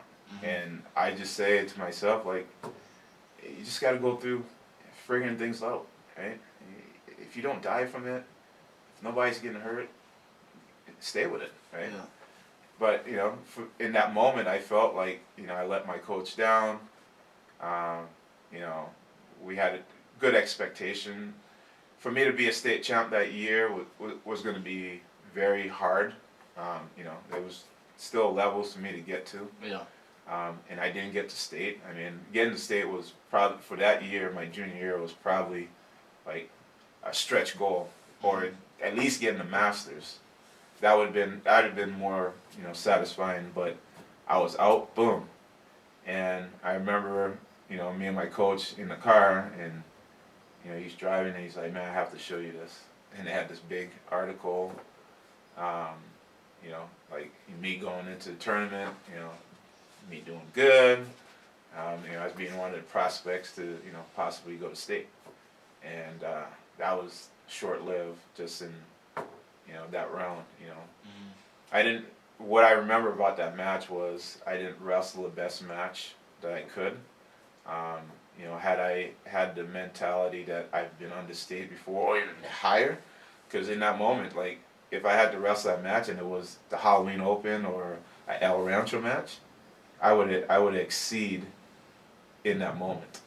And for some reason, it didn't feel like that, or, I didn't bring it all that at that moment, and some of it had to do with first round jitters. Didn't want to let my coach down, thinking too much about it. You've never been there before. Correct.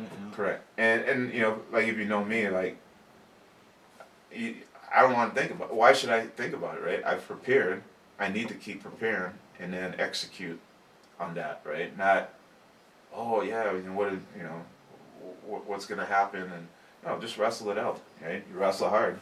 So I don't remember that match with me wrestling too hard. It was just like, man, it's over, just like that, And it just struck me like, hey, all right, get back to the drawing board, work harder. It's one match, but you really didn't lose anything because you're still yourself, and you still have more to bring, right? You lost a pigtail match to get yourself through the tournament, and you can overcome that. So back to drawing board, wrestling 2 weight classes. I think I'm a junior now, so I can't do cadet and junior. Okay. So it was, hey, you gotta be in 2 weight classes. So I think I was maybe wrestling 160, 171.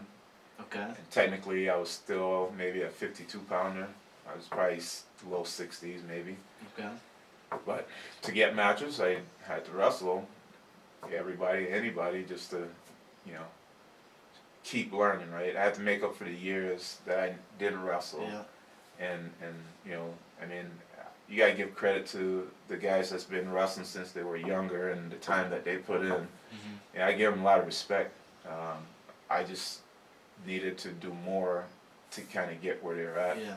And freestyle came, and did real good. I think that year we started talking about maybe doing Fargo. I made some California teams. The North Dakota Fargo, Well, yeah, that was the goal, right? Like my coaches find me to write tournaments, but this one is really up there. Just everybody kind of knows it throughout the country, right? So it's like, how can I get there? And again, you can't just show up to Fargo. You got to be on the team, right? So it was trying to find those avenue or channels to be on one of those teams. And once that was one of the goals, we didn't do it that year. Although I wrestled some tournaments and things went real good. It was just more about getting ready for my senior year.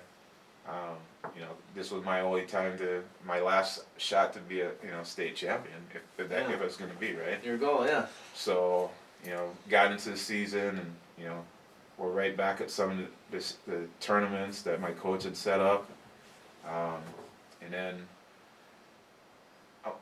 we had some type of Christmas tournament. I can't remember exactly where it was. I mean, it was just me getting to places and wrestling, right, and making my weight. Coach, don't worry about my weight. I got it. And what I remember is this Christmas tournament. It was memorable because there was a team from Hawaii came over. So I was like, oh man, you get to see different people, different culture, different places, and that's what I started liking more about wrestling, right? It broadened your horizon. You get to see more. You get to maybe do more. Doors open. Which one you want to go through? And I look at it when I saw the Hawaii team, like, man, these guys came all the way over there. And I remember wrestling one of the guys from Hawaii. He was pretty good. I mean, their team, they came over because they were good. Yeah, they're probably the best Hawaiian team, right? And actually, I got to look back, but I wonder if that same Hawaiian team that shows up to the Clash every now and then to wrestle Doomies, right? Same school, more in particular. Those guys would be old. Not the same wrestlers, the same team. Get it. Yeah. But when I look at it, it was like, oh, this is really good. But it felt like a different tournament. Still competitive, but it didn't make it seem like the year before was the same as this year. I felt things were going better. Things were moving along. And what tournament was I in? It was down south.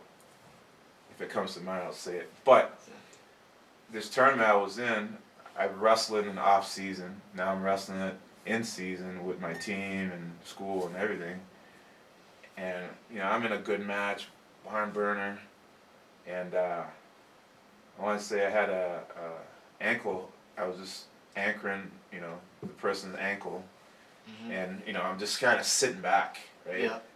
I have him covered. I think pretty good, but all of a sudden, I just because what he did was he started tripoding, but before he tripoded, he pushed into me. So because I was sagging back, my ankle was just already tucked. So by him kind of elevating himself and pushing back, I ended up rolling my ankle. So, I mean, we're talking about short time coming up on, postseason here, and man, it's my senior year, and so much is going through my head, and like I've never had to deal with an injury to that extent up until that time, and not that I can remember. I remember having like minor sprains or shoulder something, right? But it wasn't nothing to make me feel like I had to sit out practice for any reason. And then, but this one was like, man, you had to.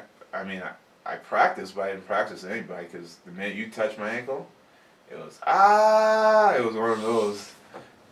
I probably hard to wrestle through that. Yeah. So it was several weeks. I think it might have been like 3 weeks before I had to like sit. I had to sit a good week. That's some recovery though, 3 weeks or so. Yeah, but it wasn't fully recovered. It was enough where I can put weight on it, start pushing on it.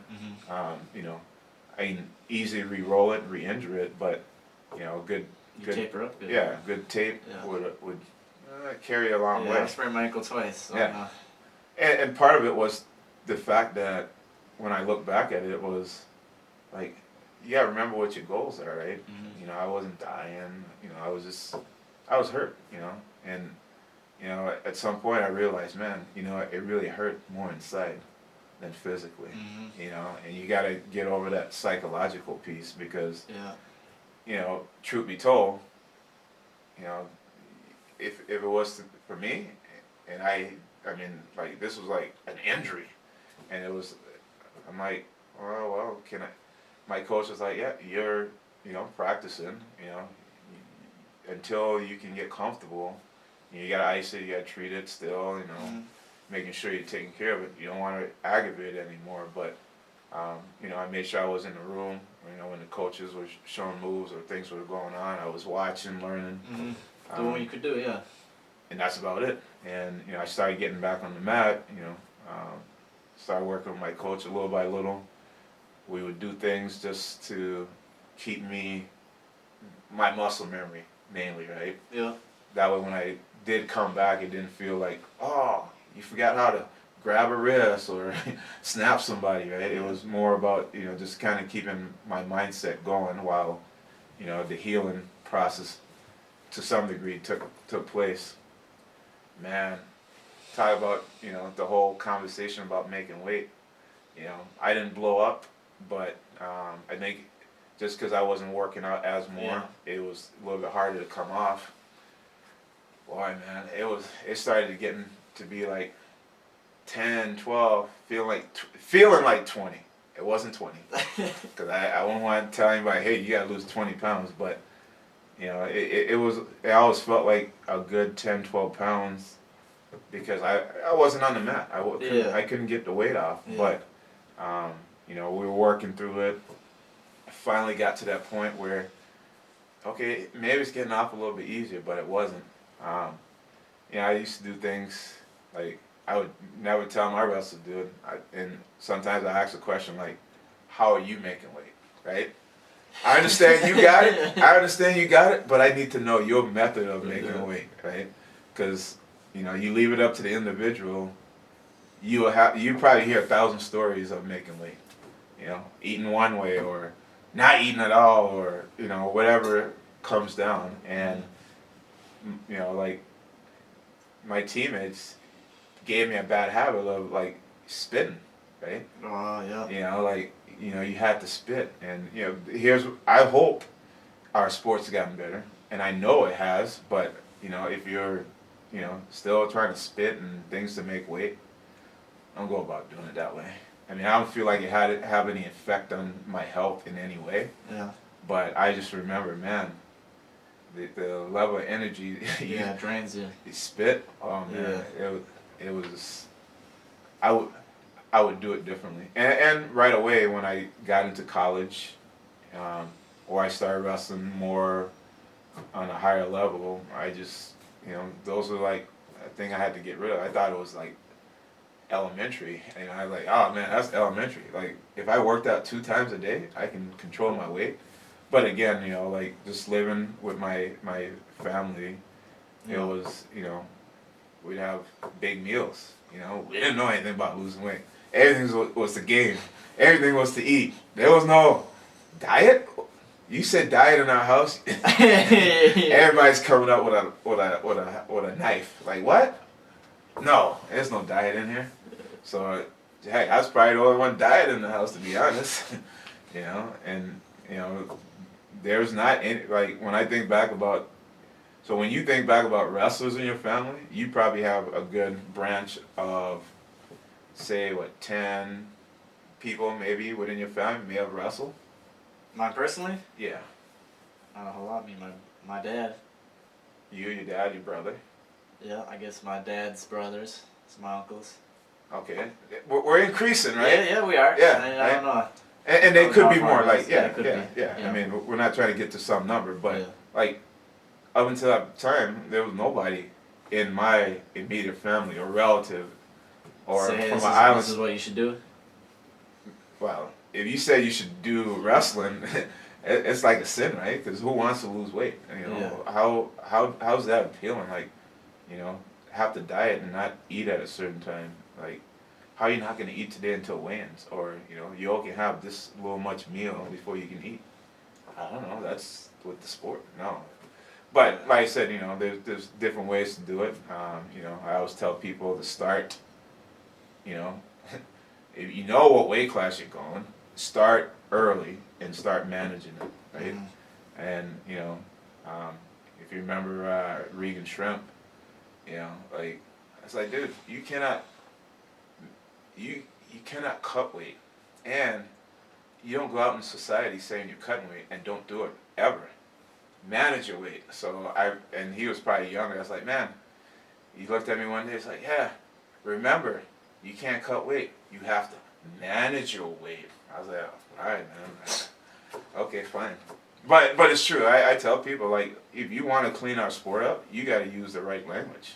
Yeah. Right? Somebody on the outside looking at it doesn't. Yeah, the words are important. Yeah. It doesn't appeal to them. Like, yeah, come here, come to wrestling. Manage, yeah, come here. No, you're gonna. That's what you're actually doing, right? Yeah. Jenny Craig don't say cut weight, right? Slim Fast don't say cut weight. Nobody's. They're like, no, you can come in, manage. If we can guarantee you lose this amount of weight over time because we're gonna help you manage, you know, your weight, your meal, your workouts, your calories, everything, your intake, your outtake. So it's like, you know, do the same thing for our sport. So. Anyways, you know, here I am coming back from my ankle injury. My senior year, and you know, I wrestled league, and I was sharp, but I was still limited at that point. Man, I just remember maybe half the matches I wrestled ended up like in overtime. Yeah. You know, I scored.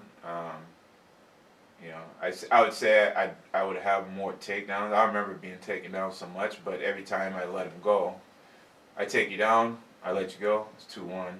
I take you down, 2-2. So now, you know, you score too much, you go down. Now it's 4-3. Mm-hmm.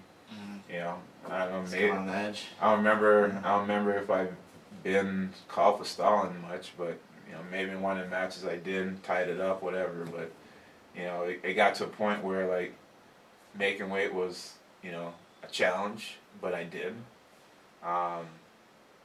You know, dealing with the injury through adversity was the other thing. Was just like, how can you overcome this? You've never been through it, and you're probably doing it at the worst time of the season.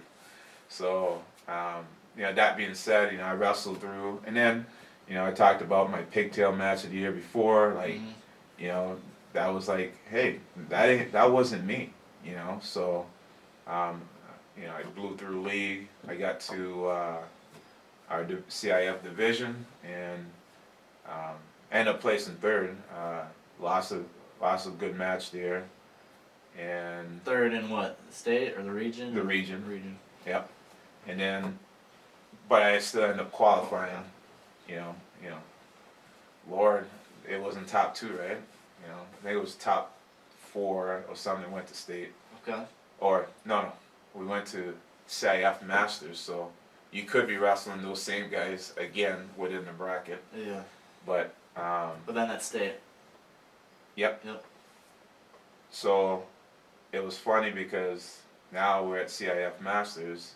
I managed to get through. I felt my ankle was getting a little bit better, but then my making weight for that tournament was, I don't know if it was a struggle, but all I remember was I was back to the spitting and chewing gum and probably being up too late, things that, like, your coach is telling you shouldn't do, and, you get better at it, right? You if you want to make a turnaround, you listen and you get better at it. That's what it comes down to. So I ended up making weight, but man, that was tough making weight. I remember the first match after I wrestled. I was probably part of the Jackson 5 because my skin was just pale like Michael Jackson. I swear. So you were not feeling good at all, obviously. No. My coach Bruce, he was a medic, and automatically he's like, getting me peanut butter, and they weren't like peanut butter stand, but he had Reese's, and he took his knife out and he's cutting up all the chocolate, and he's like, eat this and eat that, and just pumping fluids back into me, and I started feeling a little bit better. But man, that match, talk about almost a setback from getting to state, at least getting to state. Had I lost that match, then things probably wouldn't have been looking good to get to state. So how was state then once you got to there? Well, I still had some barn burners in that tournament, and I can remember the kid's face. I don't remember his name. I mean, him and I battled several times, but I don't know. It's I think it's rare because for me it's like it was nothing like Andrew Walock. Why would I want to remember Andrew Walock? Like you're an opponent to me, but if I'm going to see past you, it was not to know your name, right? It's about you. I mean, you're the one that's yeah. I know the person. I'm like if you remind me, I think I passed a couple of my opponents like like when I was in Vegas tournament, like some guy ran up to me and said, "Hey, you remember me?" Like I haven't seen you in years, so I don't know. But the story be told, him and I remember we wrestled. There was what they call a LA Watts. It's like a goodwill tournament, but they call it LA Watts tournament. And him and I, in the early on when I was, doing my 100 matches and trying to get into a rhythm of how good I was supposed to be, him and I had a barn burner at that tournament. And I was just looking forward to wrestling him. And I was like, man, if you beat me today, you deserve it. But I was just on a mission, like, I can't let that happen. There was no way. And, him and I wrestled, and I still have pictures of it, but, I remember it just being a bloody match. Him having more blood. Yeah, that's not the first. Him having more blood than me because, I don't know, man. He was coming with some hard shots. He was getting to my legs. But, man, I was coming with some hard crossface. Wham! I had to slow him down because, he had a good purpose to, like, want to beat me. And for me, I should have had the same demeanor, but it was like, man, it's not about you. I think his name was Ned something. Okay. But I was like, man, to me, it was like, it wasn't about you. You remember I got this goal to go to state? Once I pass you, I can't think about you again, right? Yeah. It's like, I got to keep moving forward, Like, if you're in a bracket and you come back full circle, then I'll worry about you. But, if I'm not going to see you got again. Your goals to accomplish. Yeah. So, that was a barn burner. And here we are, going to Stockton, California for a state tournament. That's up north, right? Yep. Quite a drive. So senior year state in Stockton. I just want to know if my coaches are listening. Why didn't we fly? Anyways, so we're in the car, and my coach Bruce, he was our head coach, and then Robert's been my personal coach and technically my life coach, best friend, you name it. But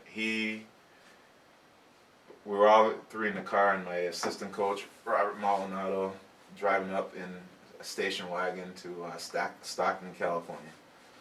So I don't think I had a longer trip prior to that at any time. So this is probably like my going up on the list, like, oh yeah, this is to the top of your list.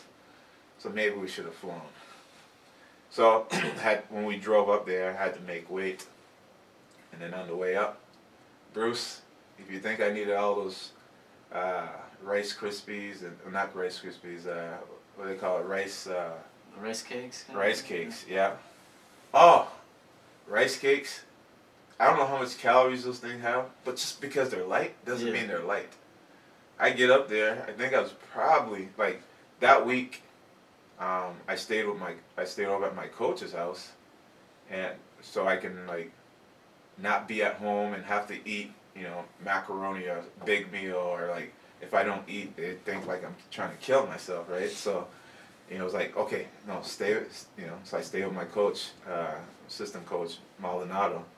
So we'd eat every night, almost like rice and chicken, and there was no flavor in there. The rice was just rice, and it was chicken was just chicken, no salt and pepper. No, man. No. We wanted to take that out, so I didn't have the struggle to make weight. You gotta remember, the week before, how I made weight. Yeah, it was rough. Right? It was rough because I think I ended up telling me I was spitting. Half the night, and then I get to the tournament, I made weight, but didn't have the energy, and I did go out and run around the track, but I didn't feel like I was sweating, I wasn't getting that, wrestling sweat. When you get down to that level, it doesn't come out the same. So, and I don't think I had a scale at home, so who knows, heck, I might have been out of the next weight class. I don't think I was that much under, but, so the week of state, I'm in the car, managed my weight. My assistant coach did a good job helping me all week long. Get into the car, rice cakes. You gotta eat something, man. That's what my coach keeps telling me. You gotta eat something, man. And everybody in the car is just like on different sides or like of what should happen. And it was just like, all right, man, I'm gonna eat this rice cake. This will satisfy you, but I know I shouldn't. And then I know the other coach, just like, they're like, no, don't do that. You're a couple hours away from weighing in. You'll be fine. Drink some water if you want. But I wasn't dying. I think I had, like we did the right things that week. They made sure like my weight was good. And like not that I couldn't do it on my own, but half the time is what you eat is what you have to work off, right? So, I was just maintaining rice and chicken all week, like I should did a commercial for rice and chicken, something, right? But we get up there and man, I had to weigh in, and geez, I can't remember how much I was over. I think I ended up being, had I not eaten, I probably would have been 2 pounds over. And I'll let my coaches figure out what the numbers were, but all I know, my coach was, Robert, you gotta get several layers on right now and start moving. Get out there and start jogging. And he brought this big army jacket. I probably had 2 or 3 layers of sweatpants on, and I'm the one like. They weren't anybody out there in the field but me. I'm like, is that what the army jacket was for? He brought that just for that specific purpose, or what? Well, you go up north sometimes, you might think it's snow, right? Who knows? I don't know what he was thinking that day. But it was to the convenient that the jacket was there. Maybe we'll talk. Maybe I have to go circle back with him and find out the reason why like that just popped up. But anyways, you're running around the track? Yeah. But I was running around the track and, probably had to run at least a good 30 minutes. I mean, I went to, use the bathroom, whatever, and more liquids, but I don't think I got that much off. But I did a good job all week, so I think it was just, I was able to get it off. But man, it was hot. I was running, and, it just, it was back to, hey, I'm gonna make weight no matter what. It just probably shouldn't look like that. And maybe that was some of the effects of how well my performance was in some matches, right? So I end up making weight. We went to dinner, and I ate a little bit, but had I eaten more, I wouldn't hold anything down. So wake up in that morning, and man, talk about mismanagement. And my coach is probably here because guess what? We were all there. Anyways, we got up that morning. I got to the gym. I wrestled a tough match, and I lost. So that put first round of state. Yep, and that puts me in a consolation. Person I wrestled was from up north, so I don't think they wrestled 2 weeks prior. And then here I am coming off CIF Masters. I didn't, at that time I was like, man, I don't know how that even worked. Like, heck, I might as well just move to the north so I can get a week off before state. Who knows? Anyways, I just be sarcastic, by the way. Yeah. So, anyways, we wrestle, and that match, I think it was by 2 or 3 points. But I just remember I took a shot, and I don't know, I ended up in a really bad position where he ended up stepping over, and here I am just squirming to get out, and that was just kind of the change in the match right there. Never got back into rhythm, and that was just that match. So second weigh-in wasn't too bad. I had to run, had to get some weight off. It might have been maybe 4 pounds or so. And maybe in doing that, I didn't really take the time to manage how much I ate in between. I mean, my coach was making sure I ate, but maybe I should have ate more, maybe I should have ate less, who knows, right? And then just go to bed that night, drink, get some liquid, hydrate, go to bed, wake up in the morning, have a decent breakfast. But man, the second day came, and who knows, man, either you can play it out like it was Groundhog's Day, like a million times, because how that works. But all of a sudden, hey, we gotta go. Like, go where?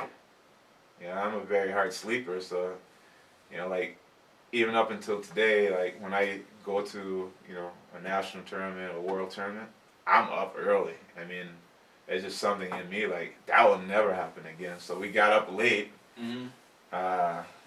Weigh-ins are over, so all you gotta do is go there and warm up, and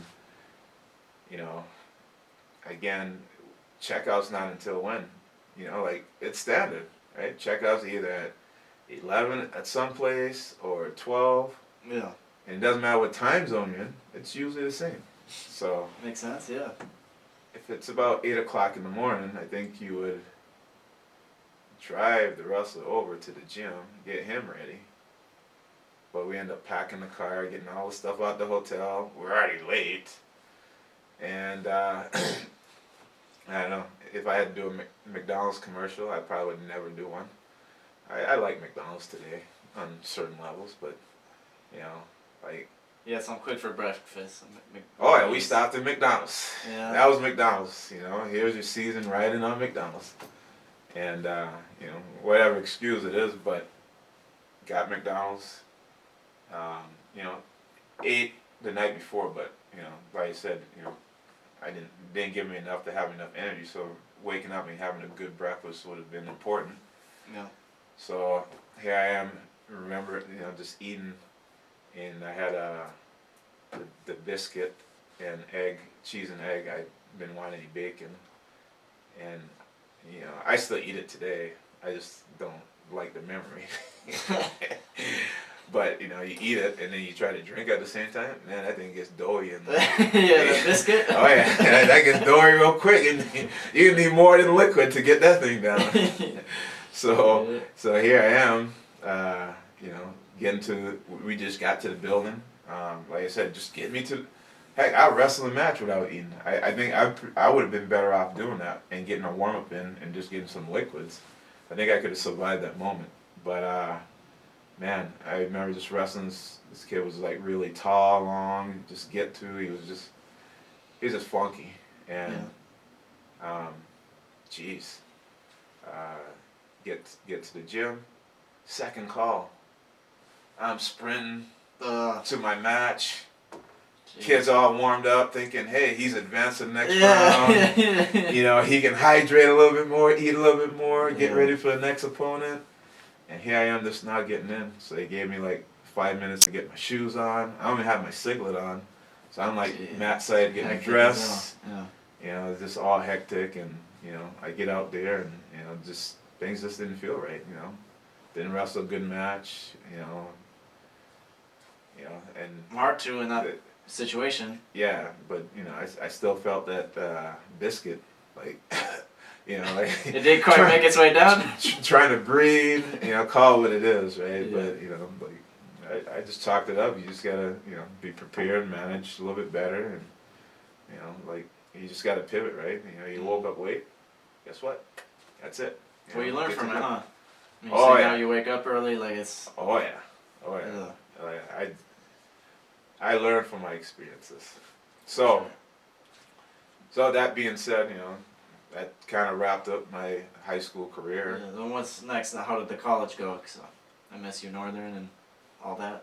So I had already decided that I was going to go to junior college. You know, me and my coach kind of debated on it in terms of like, you know, did I want to go to D1? Do I just want to go to university or 2-year? You know, just kind of get my feet under me from a college level, and then see what's next, right? Yeah. And you know, maybe I did 2 years and I would have changed my mind. Who knows, right?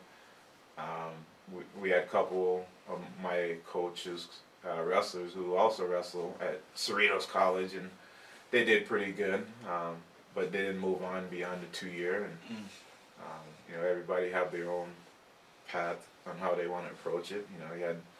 I think Antonio McKee, who went 61-0, and a really good friend of mine, worked for him when I was in school. But he ended up being 61-0, and you know, it was just like that was his thing, you know, to wrestle and be an entrepreneur, right? Move to the next thing, right to the next thing. Me, I wanted to wrestle 2 years and then, you know, get a degree, and I think that fitted me at the time. Yeah. And you know, being that all the things that I've done and put in, you know, I was like, I want to see something different, right? You know, this gets me to a different state, see different people, different things, maybe open more opportunities. And so I got to, I've already known, you know, Coach Smith, Steve Galassi, because during the off season they were, you know, somewhat active, hosting freestyle practices at the college, or you know, coaching some team in the off season or something, right? Not all of them, but you know, they were all in different places doing different things. So I already had that relationship established, and you know, I loved the program. You know, we hadn't win, you know, I think a state title there in about 75 years, maybe at that time. My math could be off a little bit, but I think it was 76, and then we won not 94, but 95. Yep.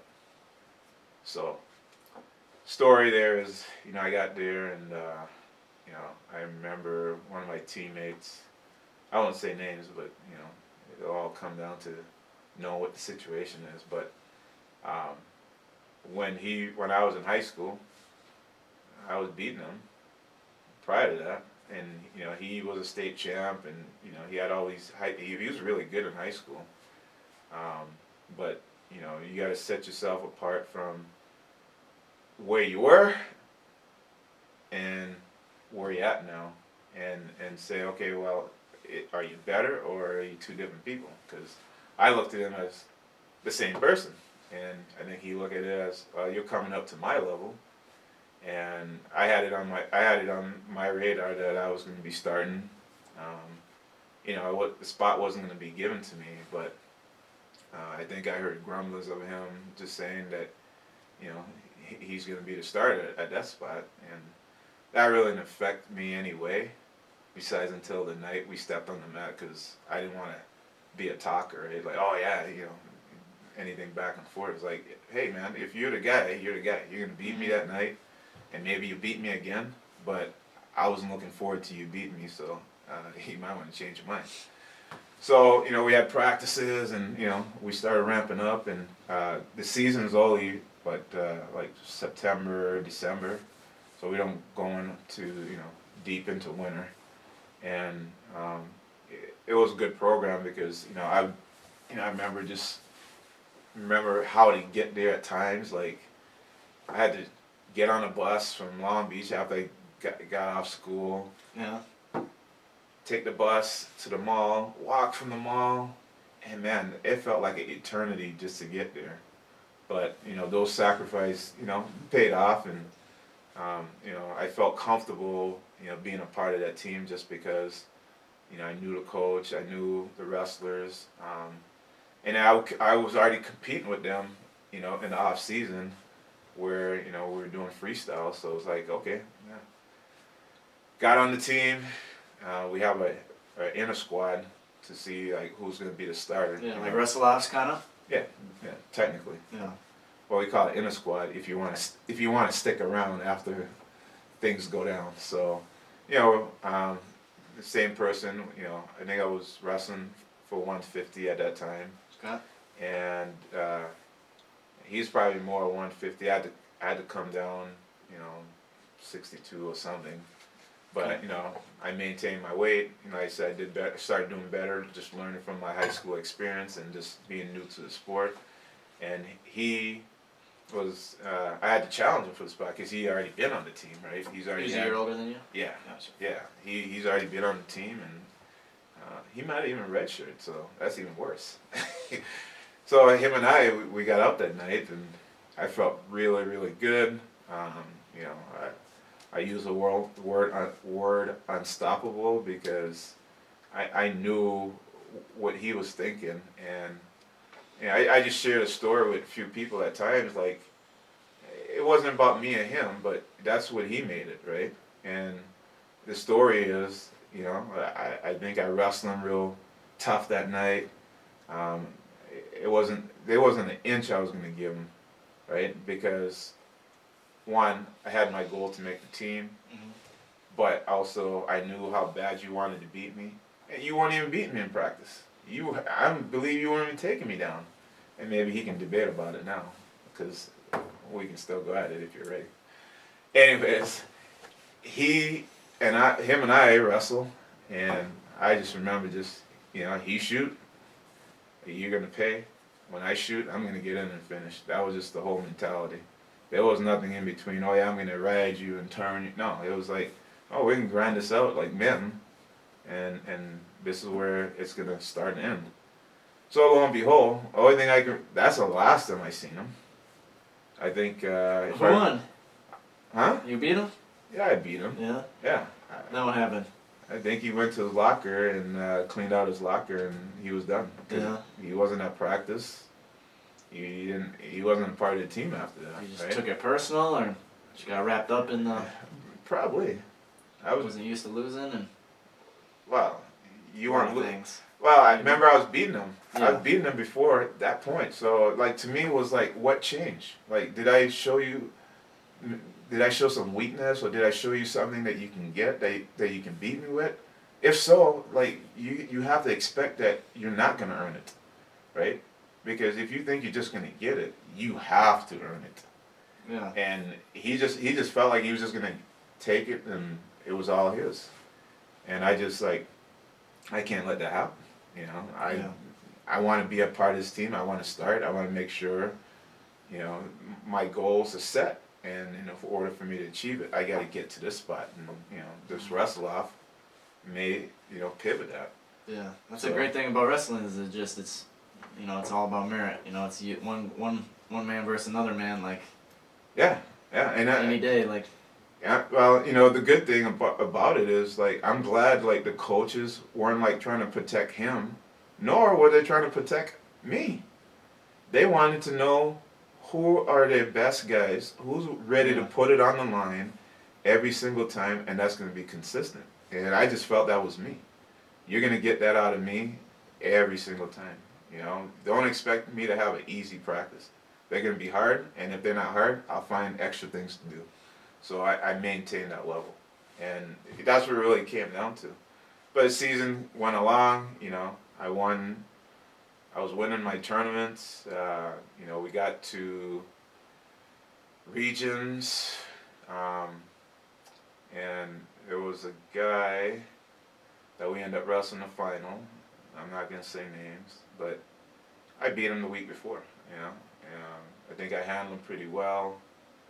And you know, we get to state, and we're back at it again in the finals, and it was just...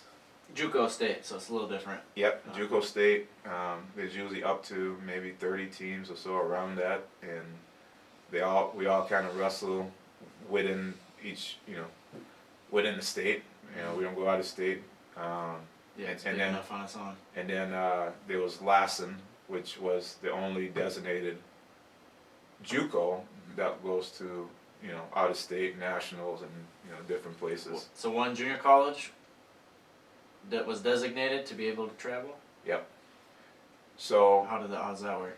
Well, it's very simple, right? If you have 30 teams from California wrestling the JUCO nationals, how many All-Americans you think you might end up with? Right? Because there's more and you have better chances, right? Mm-hmm. So to politically reduce that, you at least designate at least one. I mean, you could probably have 2 or 3 more, right, if you wanted to, but you can't just flood the tournament with a whole bunch of California wrestlers. Mm-hmm. So you might as well let the California wrestlers have their own tournament and maybe designate, you know, some other school. Gotcha. So that's kind of how it worked out, and they were pretty good too. You know, I had a teammate that ended up coming down from there to wrestle at the junior college, Cerritos, and he was pretty good. But, you know, that's my freshman year. Team was pretty good, you know, as a team, you know, winning our goal was to win the team duels and then win the team titles for the individual as well. Mm-hmm. And had several of us not get second place, including myself, we probably would have won. We'd had enough points to take us to win that team title. No. But we had most on the team was freshmen that year. Obviously, you can only have sophomores otherwise. But that was a good team that we had. My match I'm thankful for blood time today because, like, blood time back then, you could bleed forever. You just kept going? Yeah, just stop the match, clean it up. Oh, he's bleeding again. That was 5 minutes, sir. Yeah, now you can. Maybe I'm wrong because I was in the moment, but blood time had to be at least minimum 10 minutes, and I wasn't bleeding. And gotcha. You don't like that because then you lose rhythm. You feel like especially after 10 minutes. Yeah, that's. Things are cold. You having to reset. So it was a good match. I mean, and he was a really good wrestler. I think he adjusted to some of the things I was doing to him the week prior to beat him, and I think that was one of the differences in the match. Besides the stop and go so many times. He had a big bandage over his head and so forth, but that's wrestling. Yeah. What ended up happening is we ended up butting heads. He level changed, I level changed. That happens a lot with you. Your head causes a lot of damage. I think so. Knock on wood, I don't have some. No, I'm saying to other people. I know, myself. But I'm just saying all those head injuries or head bashing I've had. Knock on wood that I'm okay in the head today. At least I think so. So that was the first season. And what was year 2, and then on to Montana? So just moving on to Montana, So my sophomore year, I ended up taking second again. Okay. Lost to somebody different.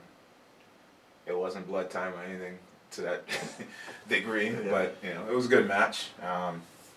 But our team ended up winning the state title, nice. And that's how we killed a drought. So that was 1995. We beefed up the coaching staff. They were just confident in hell. The T-shirts were already made, and it said we did it because so many. Yeah, just wanted it in your head or what? Yeah, so many times my coach Smith. I mean, he's been coaching there. He's a legend in Michigan, and heavyweight, and he's been around the early Olympians, heavyweights back in his days. But man, the guy puts time in, and it helps people out, and we wanted to see him get rewarded, right? And just understanding how many times he either took it third or come up short second, right? I don't know if it was important to him as it was to us, but I think the team really made it important, and we end up pulling it off. My cousin was on that team that year. Nice. Yep. Got stories about him. So, but right after that, so we got done in December. So you're talking about January. You got done in December for your whole season was done? Yeah, technically. Huh.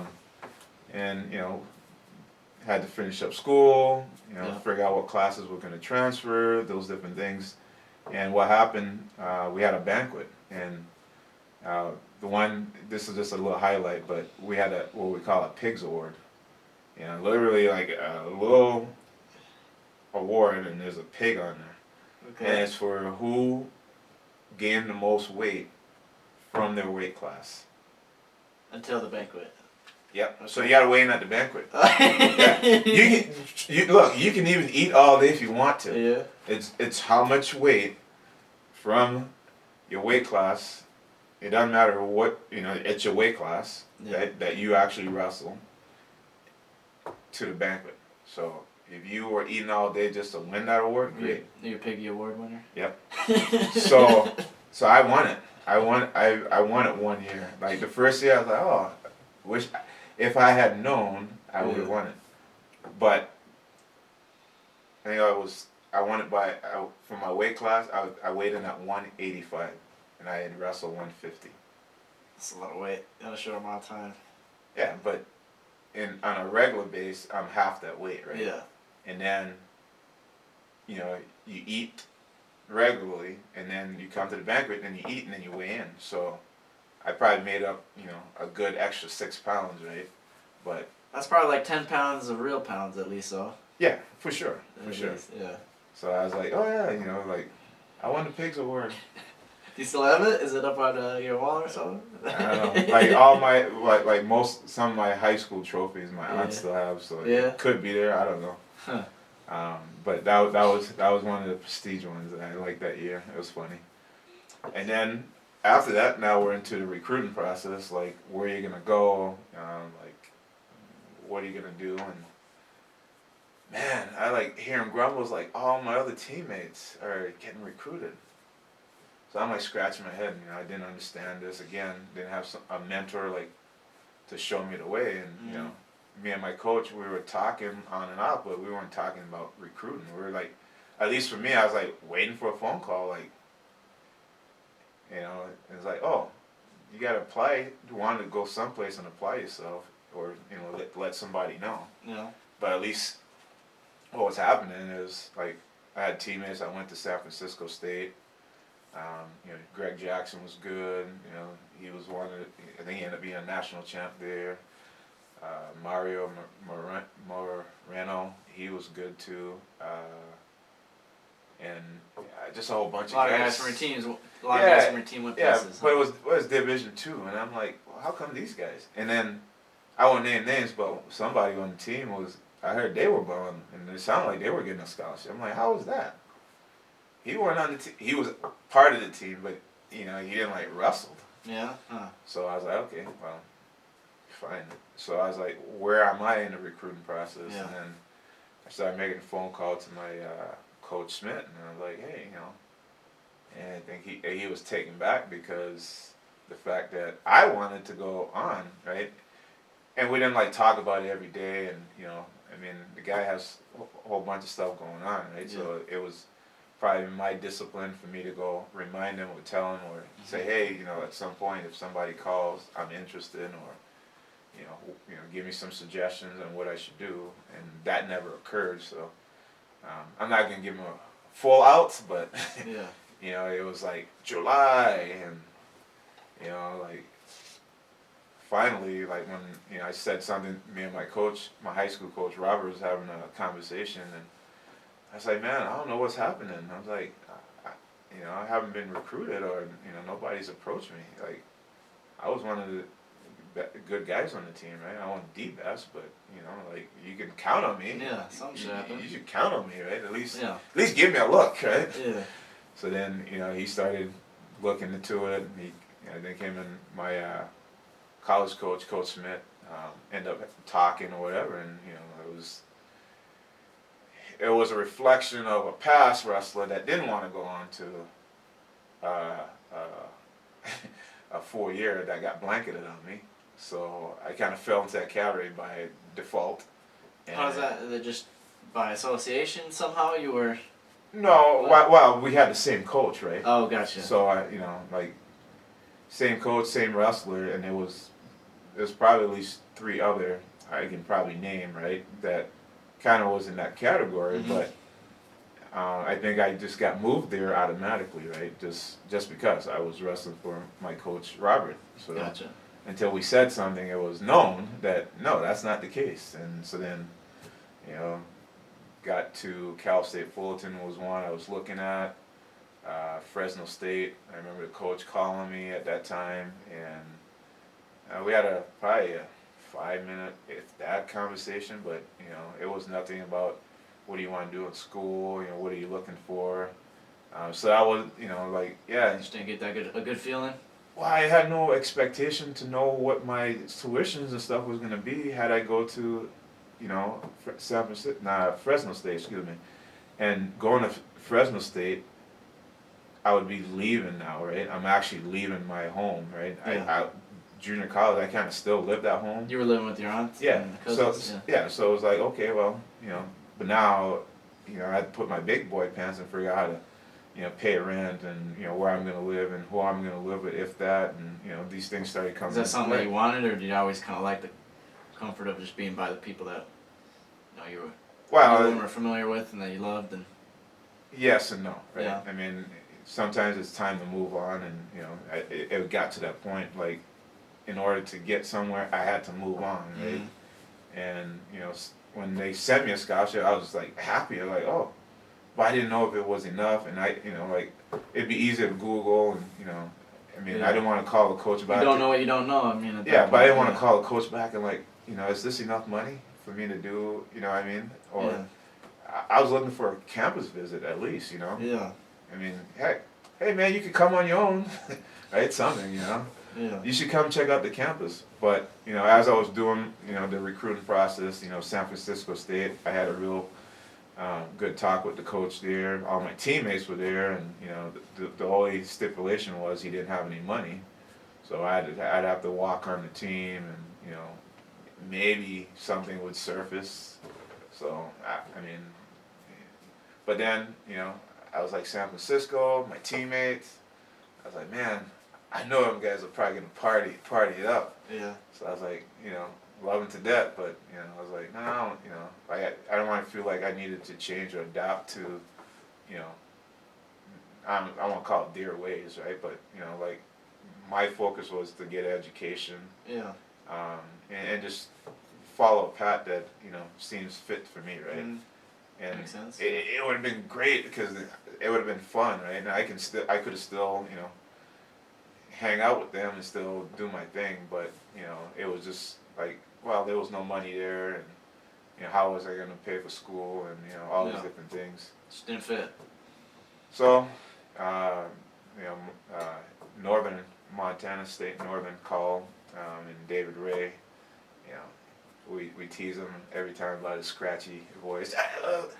Yeah, anyways, but, he called me, and, I mean, you talk about you can tell about somebody's sincerity through the phone. You can tell about, just their demeanor. Like, yeah, he wasn't just trying to sell me on the wrestling piece. Mm-hmm. Like, when I found out, or when I felt like he was selling me more on schooling, getting a career, living life beyond wrestling, because, who knows what's going to happen when you come here. Yeah.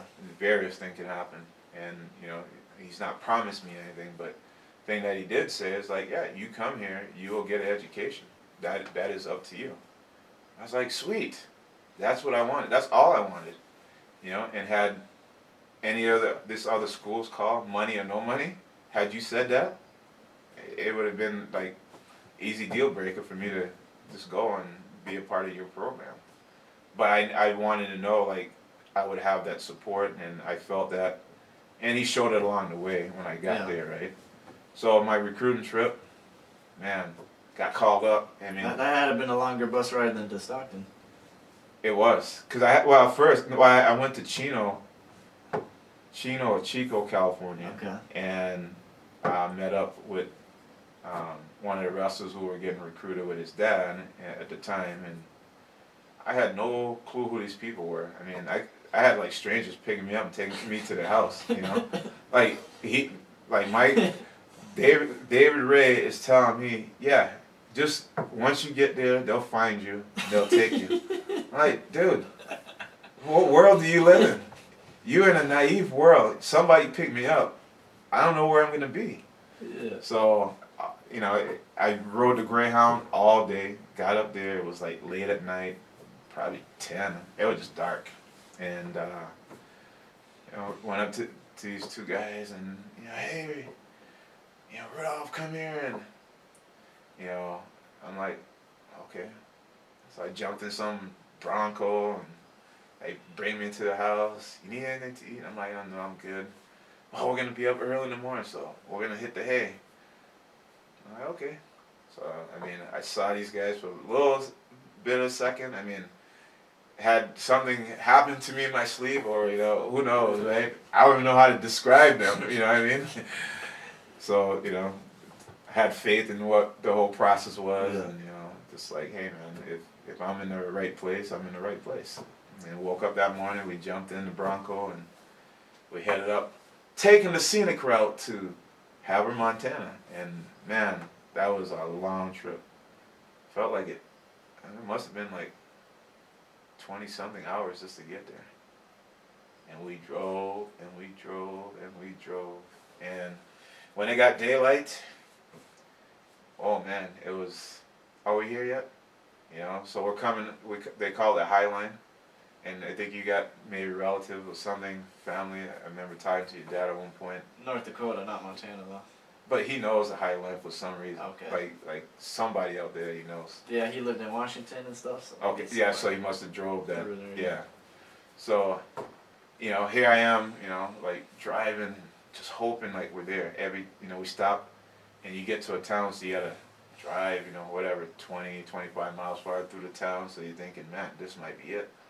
Nope. Speed back up. We're back on the highway. Get to another one. Same thing. It's like, man, we'll never get there. So, drove into town. Here we get to Havre, Montana.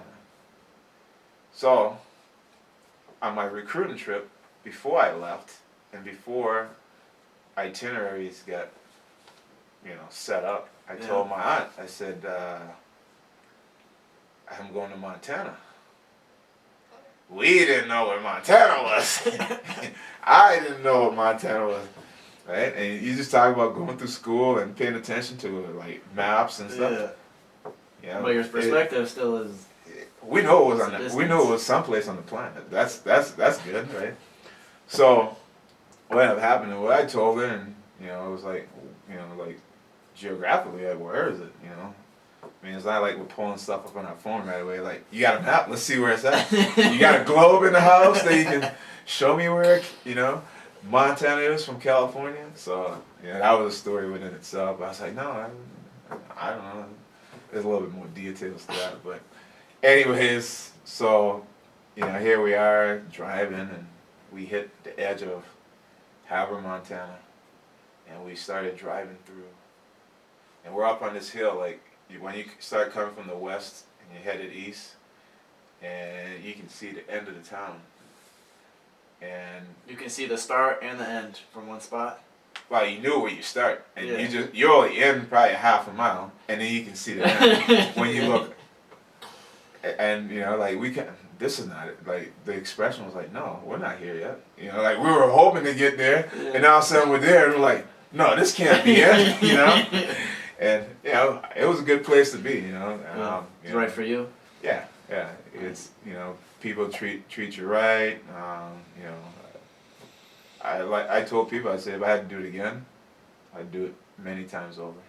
And just getting there and talking to the coach, and like he wanted to keep us there, like, and it kind of made sense, right? Because at the time the recruiting trip, it was the weekend before school started. Oh yeah. Yeah. July, I mean, right? Or Yeah. August. This is August. Yeah. Right? I started like talking to the coach, like, hey, where am I at in the recruiting process? Yeah. Oh, I didn't know you wanted to be recruited. And it's like, oh, well, I guess we gotta get the ball rolling. And then phone calls started coming in, and things started playing out, and then here we are, Havre, Montana. Like, oh, I did all this. No, it was a good town. It was small. It was different. You're more in the country life versus city life. And then at the time I was working my friend, and things were going good. His business was doing good. Doing pagers, service, cell phone, car alarms, installation of radios, you name it. And that was going good. And I could have probably been a manager, have my own store. But again, another fork in the road. I choose to continue wrestling, headed towards education, and got there and was there for 4 years. Wrestled 2. Oh, and you stayed 2 years after that? Yeah. Cool. Red shirt 1 year, so I red shirt between my technically junior and senior year. I wrestled the first year I got there. Oh, okay. Then red shirt. Why'd you do that? Huh? Why'd you do that? Oh. Just out of curiosity. Because I needed a second chance. I kind of got into. So I had some girlfriend.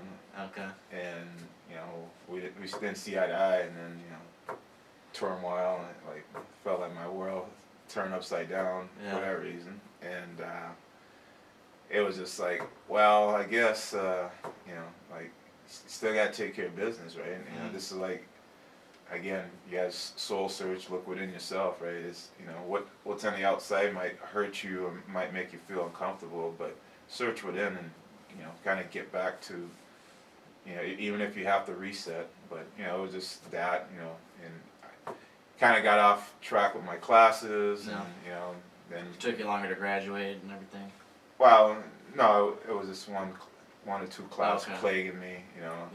I got behind, and then then eligibility started to sit in, and I'm sitting there going, what did I do? I should have stayed focused on why I was here and what I was doing. And I think a lot of people make those decisions, but man, I look back and where I'm at today. Hey, don't change the thing. Things happen for a reason. So I ended up redshirting that year. It was either try to like take a bunch of classes, catch up on credit, or just take a year and redshirt. And I think my redshirt year was probably like one of my pristine year. Like I got to wrestle some open tournaments.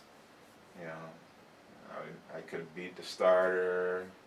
Just different things, right? And but that kind of played its toll. I got to the end of the season, finished out my tournament.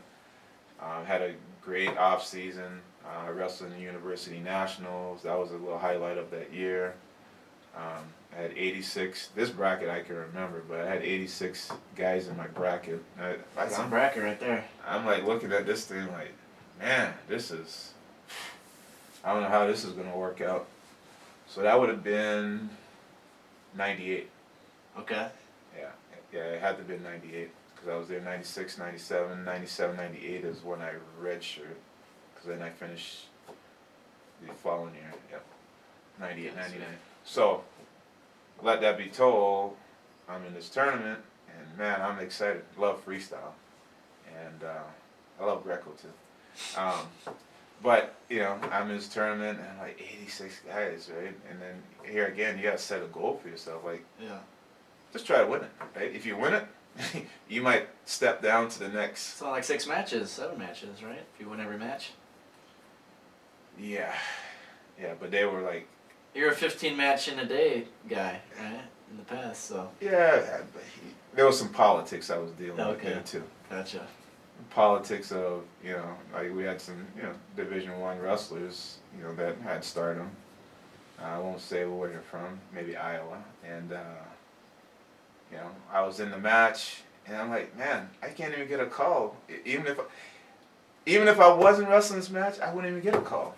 But I'm wrestling this match, and I still can't get a call. So, like, should I even be wrestling this match? And that's crazy, yeah.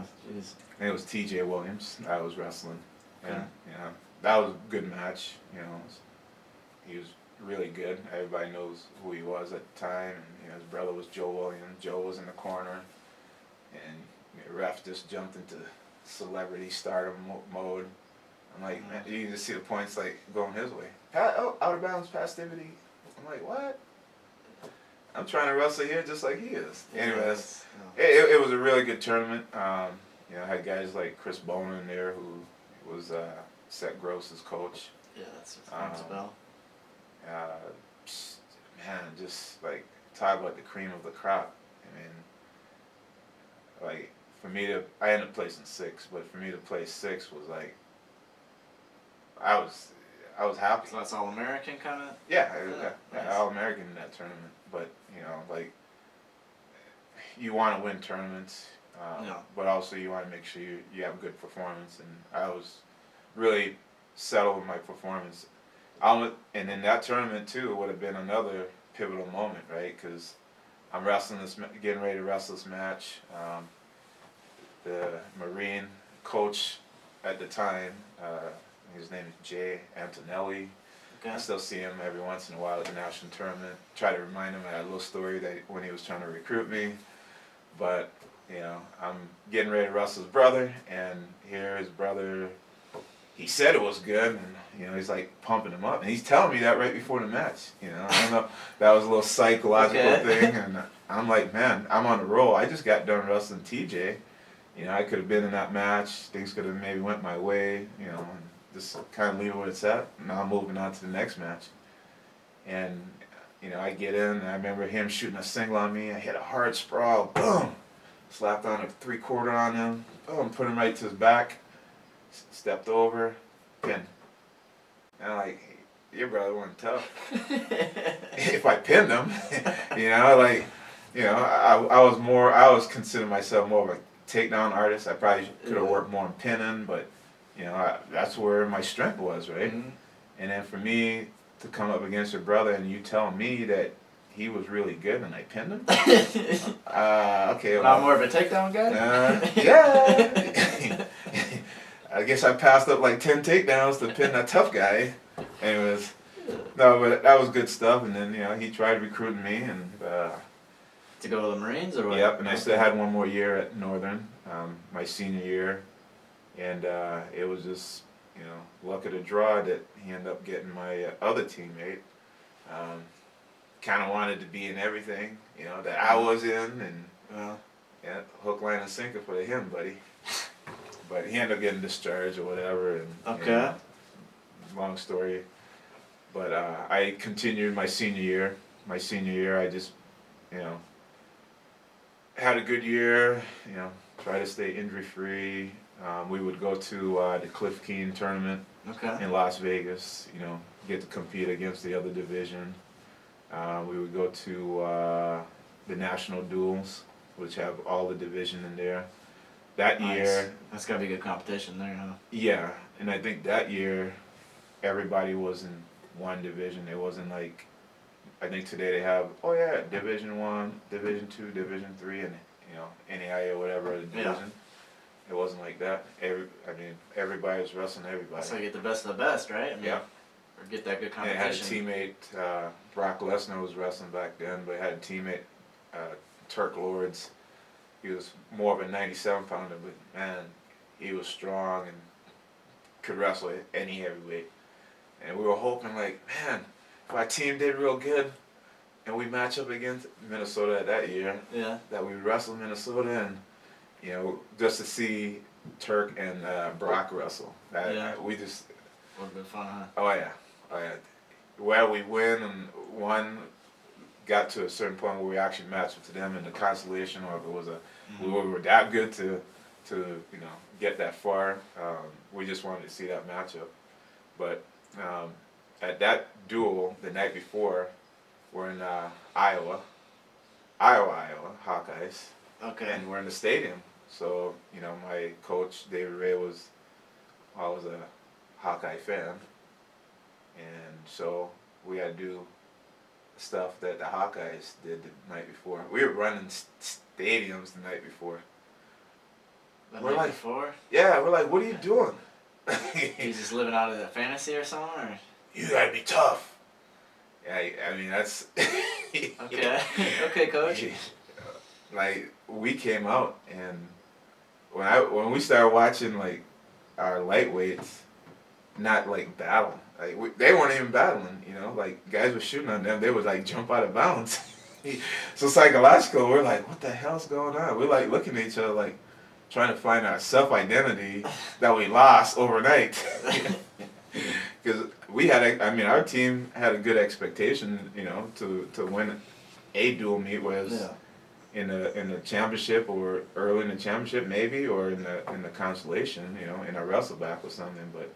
We just couldn't put it together, and you know that was it. But I mean, we had tough tournaments and things like that. So season started rolling along. Before that, I think in the Cliff Keen, I was wrestling that tournament. So if you ever seen the scar on my elbow, I was wrestling the first day in a match, and actually can't remember who I was wrestling, but man, it was just like a blur. I'm wrestling the match. I'm up. And, you know, here I am at the bottom. I sat out, and the guy was losing. So when I sat out, he chopped right against my joint. And, you know, I just had an injury since then. You know, I had to have surgery. So if I had surgery, my season would have ended. So I just did physical therapy. Every day I was, you know, at noon in the gym, just trying to keep my range of motion, get a good lift in, you know, where it's a good 45 minutes to an hour, but, you know, just to keep mobility. But that thing just swelled up the next day. I got on the mat, and I was like, man, I don't think I can wrestle, coach. Yeah, I'm the last one to tell you I won't wrestle, right? And so I got out there and gave it a go, and man, first shot, threw in the towel. So I was like, okay, that's a wrap. But I started making my way back again. You know, these senior year stuff. Who knows, man? You hear about everybody having their story, and you know, whether you come back or not from it, you know, if you can, you know, it becomes a story. But for myself was, you know, just collecting myself again. You know, remembering, you know, my ankle injury, how I dealt with that.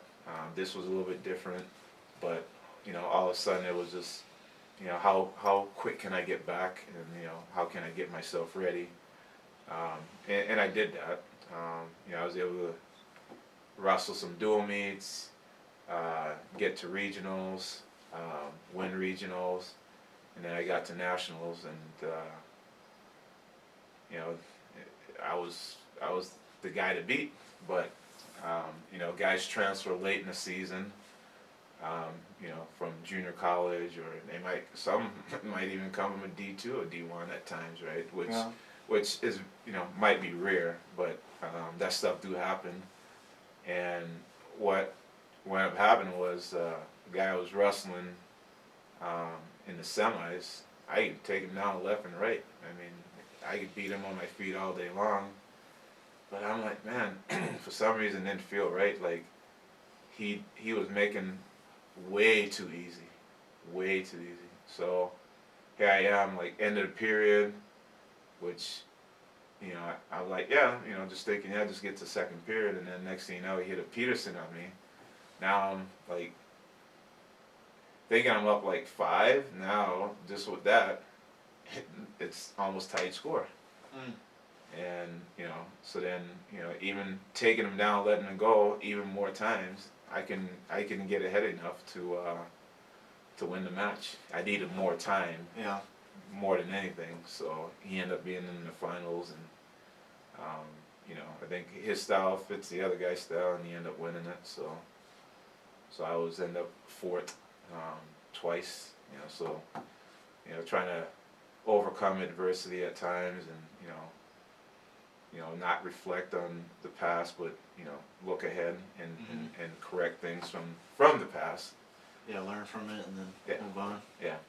So it was just, you know, it happened, and team won the title, you know. So, you know, me and my teammates put up enough points, and you know, we ended up back-to-back champions. So That's something. yeah, oh yeah, yeah. My first year getting there, we were national champs for the day. How's that work? If my teammates could have held it together. Like, you know, the program was, you know, strong and had the potential. It's just, you know, if guys are willing to buy into the system and be disciplined to what's being asked of you, and if you think it's a little bit more than the other guy, just don't do that. Do what, you know, you might need a little bit more than the other guy. Some people do, right? I mean, that's truth be told. But just remember, we all got to get on the same page in the end, and then, you know, but we were able to make that happen, end up winning, you know, several national championships. I think we won it the year after. I helped out on the staff that year. Nice. You know, it was just like trying to look forward. You know, once I graduated, you know, again, it was about you know, my education. I ended up getting a degree in electronics engineering. It took a while, but you know, that's the route I took. So, and then I did right after that, I did coach at Havre High. Oh yeah. Yep. What was the population of Havre? I don't know, 10,000. It wasn't much. Yeah. Yeah. I mean, like, student made up the population. You know, if you lived there because you had family there or roots there, you're probably still there, right? Yeah. But yeah, it wasn't. Yeah, we're in the low. It could be more by now. Who knows? If they build more housing, more people there, who knows? Gotcha. There's a saying, Harvard has it. Yeah. Yeah. Yeah. If you ever go to Harvard, just say, hey, do you guys have it? Yeah, we have it. Havre has it. Yep. Yep. Small town. Yep. Actually, there's that one show. It's called Big Sky. You know, I've never heard of it. yeah, check it out. Havre's in it? No, Havre's not. Havre's not in it, but it tells a little Montana story. Oh, about gotcha.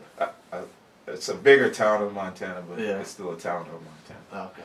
But you know, right then and there, I started having to figure out what I was going to do after I got my degree. My friend Levy, we had the same classes and stuff. We graduated together. He was working for General Electric at the time. Okay. He kind of had his foot in the door because he was doing internship, and it was kind of hard for me to work a job and be on wrestling trips. Yeah. Most of the time. And consistency for Yeah. sure. My main job was to try to get my assignment early, get it turned in to my teacher, so I get a grade and things like that. Yeah. But and then sometimes you had labs, so you had to try to get your lab done in a reasonable time. So it's like, how are you gonna be gone? And so it all worked out. But me and my best friend, we ended up moving out here in 2000. Well, he moved out first, and then he's like, yeah, there's a job out here. You In should Minnesota, come. Minneapolis. Yep. Twin Down, Cities. yep. St. Paul, and we pretty much had the same degree, and I was waiting for a job to open up that he was in, because he was full time. I took a risky coming out here and for a contracting job, and if they pull a contract or want to just find somebody different, then I'd be scrambling to, for a new job, or, maybe it would have been time to head back to Cali, but, me and my wife at that time was dating, and, it was just, You met her in Minnesota? Nope, Montana. Okay. Met her in school. Gotcha. So, by the time I came out here, Jen went to Northern? Yep. Okay, cool. Yep. But by the time I came out here, I would, was thinking, man, go back to California, right? I mean, everybody thinks about living at home, or heck, maybe you're gonna live in Montana, but, I mean, that might be a retirement spot, but not right now. Yeah. And like fast forward, 20 years, right, from, that point, things have changed, right? Technology, right? Mm-hmm. You can get Amazon. There, you had to drive like hour and a half to Great Falls to go shopping, decent shopping. Yeah. Or else, you try to support the town and whatever was there, and sometimes you might have to order it in. So if it's something you want right now, you might have to go drive and get it. So, and I was like also my first time, being in snow and being in those type of climates, and then so it was like Minnesota, oh, piece of cake. Yeah. First year I came here, it was like, man, do I really want to stay here? I think I was looking towards California. I don't know. My wife's gonna have to correct me, I guess. But snow was just piling up that year. 20 feet in the air. I mean, there wasn't room to put snow. That's how much it was piling up. I mean, we had probably 1 or 2 years within the stretch. Yeah. But I just remember that year, man. I even looked at my friend, because we were living in Egan, and we were roommates at first, and then, my wife that I was dating at the time, she ended up moving out here, with Emma. So it was like, oh, okay, well, I don't know if I want to do this, like, in Montana it'll snow, and then you get the Chinook wind, the warm wind that comes from the west, right? Mm-hmm. So that kind of helps melt it down, Yeah. maintain a level of snow. And then here, I'm just looking around like, this stuff won't go away. Like, what's the difference? Like, Yeah. you guys are salting, so it should melt the stuff, but this thing just keeps piling up. So, I mainly came out because I ended up looking at that job. My friend Levy, he was GE. Yeah, he's like, yeah, you should come out, and that was another jumping hoops, and trying to establish myself and things like that. But just looking at the wrestling piece was, man, like, I just wanted to get involved with wrestling again. I had 3 surgery on my elbow. Yeah. 1 was to cut and clean, and 2 was, hey, because the doctor didn't sign me up for physical therapy. He said, oh, I thought you were going. I'm like, what? How do you think I was going? No, you're the doctor. You know. Miscommunication somewhere. Well, see, the reason why was when he decided to cut versus scrape, that's when I needed surgery. So when they got in there, it was a little worse than I expected. So you forgot to update the plan. Gotcha. Right? Because had you just scraped, doctors make mistakes too, for sure. Yeah, but had you scrape it right, Yeah. I would have just had range of motion. But now because you cut it, now scar tissue builds up. Yeah. Now that started limiting my range of motion. I remember right after I woke up with a cast, I was about to go crazy. I was like, what is this doing on my hand? I'm like, I never want to have a cast on me, period. For whatever reason. With them big arms, yeah. And I looked down, I woke up, and I was like, I was pissed. That's not what you signed up for, huh? No. I woke up and there was something different. I was like, no, that's not what it is. Anyways, so after I did that, I had to have 2 more surgery, put me to sleep. Yeah. And they just broke broke up the scar tissues, and then went back to physical therapy. It wasn't enough. I mean, like, when I had to reach for my head, I couldn't even do this. Yeah. It was one of these. It was like I was still in the cast. That's not what I want. I didn't want a cast motion for life. So, anyways, I ended up healing from that. I came out here, but I wanted to do more with wrestling. I still wanted to compete at the time, but then trying to find that work-life balance. I think my job was demanding of me. my time, and then, we work shifts, so, I was working day shift most of the time, and then when I end up getting in a supervisor role 4.5 years later, um, I, I was going to the off shifts, and then, I'm like trying to wrestle, coach, and it was, just trying to find my way, but, at that time, I came here, I met with, Jim Jackson at the time, and How did you get in contact with him? I was just searching around, man. Yeah. It all started by... Just talking to anybody with a messed up ear? That's exactly how it started. Yeah. I was at the state fair, first summer here, state fair, we're at, the fair, and I remember, like, we had Emma on rides, and, they were over there, and I saw a guy walk by at Kyle Flyer, and said, hey, can I ask you a question? Where do you wrestle at? And he was probably, past his prime in wrestling, but he was younger still. Yeah. And I think he was at Osceola, and he's like, yeah, well, you can drive, hour and a half, wherever. And I was like, I said, hour and a half with snow or without snow? He said, without snow. I was like, nah, I'm good. So I was like, yeah, well, can you recommend a couple places? So I lived in Egan, and, didn't know to look in my own backyard right away, right? Yeah. But that's kind of how technology, like, you would Google, hey, Google, what wrestling program is Egan, right? Back then we didn't have, whatever. So I looked at this guy, and he just absolutely just said, hey, why don't you go to Egan? They have a wrestling program, or you might want to consider Apple Valley. I was like, I'm just open to being somewhere, right? Yeah. So I called both programs. Both those two? Yep, and didn't really get a call back from Egan. I heard Graham said, "Oh, we wish, whatever." Didn't happen. No. Yeah. But Jim called me back at that time, and it was, constantly, like, if I miss a phone call or if I miss him, he made sure he called me back, right? Mm-hmm. And I got into the room, ended up working with some wrestlers, connecting with the What program. year was this? 2000. 2000. Yeah. Okay. I got to Minnesota July 5th, 2000. I was in the Amtrak with everything I owned, trying to come out here to start a professional career, and possibly coach. And then that was kind of my way to navigate myself towards coaching. Yeah. I had coached a club in Montana. We called it Beer Park Club, and I was coaching kids there. I was on the cadet junior national team twice, 98, 99.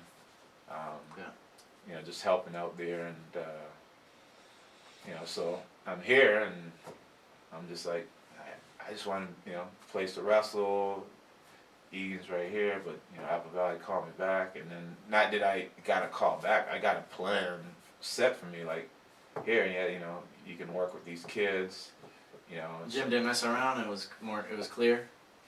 Oh yeah, it was clear, like, and I talked to him this summer. It was his birthday. I'm kind of infamous to maybe calling guys on their birthday just because, right? Something I do. Nice guy. My coaches called me on my birthday, so I just nice. pass it on. But nice thing to do. yeah, so Lonnie Welsh was the one that I had. He was my project. Okay.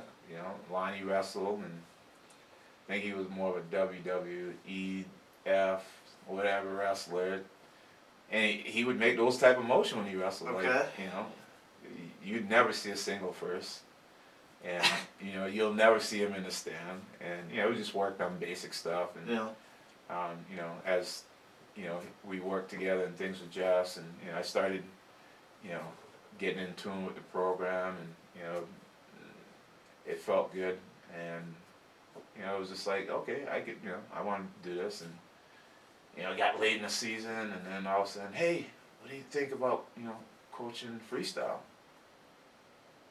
You say you got a good freestyle background, don't you? I think so. So then I started coaching freestyle, you know, and things started flowing from there. And then, you know, how everything fast forward to 20 years was, hey, you want to coach a youth program? Sure. You know, and then, you know, I started running into, you know, people like your dad, Dave Walock, and, you know, the Cheneys, and, you know, Kingsley's, you know, the Troms, everybody from, you know, that I kind of started, you know, my platform with, and, you know, I saw all the success everybody had to different levels, but, you know, it was, you know, going back to, you know, having that support system, and, you know, we had a good, you know, bunch of guys on the coaching staff, you know, that, you know where wrestlers need to be, and, you know, put time into them, and, you know, to a certain degree, and, you know, saw how successful the team were for years and years and years, but, you know, like, when I look back at the decision, I said, oh, maybe I made a right decision, right? But, you know, Apple Valley had success, you know, prior to me getting here, and we had a good sustainability when I got here, right? You know, youth program, you know, you guys being able to see the light at the end of the tunnel at the high school from the youth. Yeah, the path kind of. Yeah, and then, you know, guys from middle school, some of your friends that you're able to convince to join and be a part of it, and, you know, it's just the buy-in part of it. You know, you got to know what the goals are, and you got to buy in, and, you know, things work real well. You know, I talked about the youth program. It's like, no, Monday, when it's practice, Monday, Tuesday, Thursday. Can we do Monday, Tuesday? Yes. Do you want to get better? Monday, Tuesday, Thursday. Where are we at in the weekends? Tournaments, Saturday, Sunday, right? I mean, that was the regimen, and you've seen how a lot of kids excel real fast, right? And it wasn't just like me, but you set the grounds for success. And does that stem from your first year wrestling, when you had 100 matches, and how you were, you know, getting all those matches in and putting all that work in? Yeah, I strongly believe in mat time, right? Yeah. You can be worked with in the room for hours and hours, but where's your real test? Where's your real challenge? Yeah. It's out on the mat. Competition for Yeah. sure. And then somebody being able to watch that, help you through it, Mm-hmm. and then at the same time take some things back to work on, improve, and get better, right? Yeah. It's all about growth, development, Mm-hmm. and it all stems with, first of all, can you establish a path for success, right? If we all had that, we'd be rich, right? We wouldn't have any problems, or we think we'll make the problem go away. Yeah. But, you know, that's not how life works. You just got to set a path for success, and, you know that if you do, something good's going to happen along the way. Not everything. You hope everything happens good, but not everything happens good. Nice. Yeah. Awesome. So, I mean, you know, still been around, coaching. You know, we're kind of looking forward to seeing what different things are, you know, coming about. Yeah, a lot of unknowns right now. Imagine, like we talked about earlier. What do you call it? Yeah. Infinite, not unfitted. Infinite unknowns, right? So when you know. That sound good. No. It's Infinity, like, goes on forever. correct. Infinity unknowns. Correct. But it goes back to whatever you do and however you make it, that's what's going to be enough for you. Or if you don't think it's enough, there's going to be continual unknowns, right? Mm-hmm. Figure out what works for you. Figure out how you get up every day. Figure out how to live your life, right? Yeah. You know, we all have problems. Take the problem and try to do your best to solve it. But, you know, build some confidence within, right? Be optimistic. Give yourself some hope, because who else is going to do it for you, right? We all have religions. We all pray, or, you know, have some faith in different ways. That's not for me to tell, but have some confidence in yourself, so whatever goes down, you're able to sustain some credibility that you're here within life and you're still living, right? Because everybody don't get up every day to say that. We're still here. Mm-hmm. You know, who knows, right? Tomorrow's not given. But, you know, I've looked at these last couple of years from a coaching standpoint, work standpoint, you know, just ability, you know, around the things that goes on with, you know, within the family, you know. Life's gonna give you whatever it gives you, you know, and you gotta figure out how to take it on. You know, my wrestling at the, you know, veteran level, master level, that's just been fun, you know, these last couple of years. Didn't get to do it this year, but, you know, looking on the bright side, I'm still the defending Greco and freestyle champion because nobody's won it since I did, right? I mean, like you talk about what's positive in 2020. Well, there's some positive, right? It doesn't look. Yeah, you want to go compete, but guess what? You know, until that time, you know, I'm just a reigning champion. Yeah, my goal, my goal, you know, my goal is to be a world champion, right? And you know, like, you know, it's about getting up every day, you know, making sure I'm taking care of, you know, priorities, responsibilities. You know, I still have a full-time job. You know, still coaching, connecting with kids. You know, I got people, alumni that I interact with every once in a while. You know, phone calls or whatever, right? And it's like when I look back at the things that you get to do on an everyday basis, you just gotta be grateful.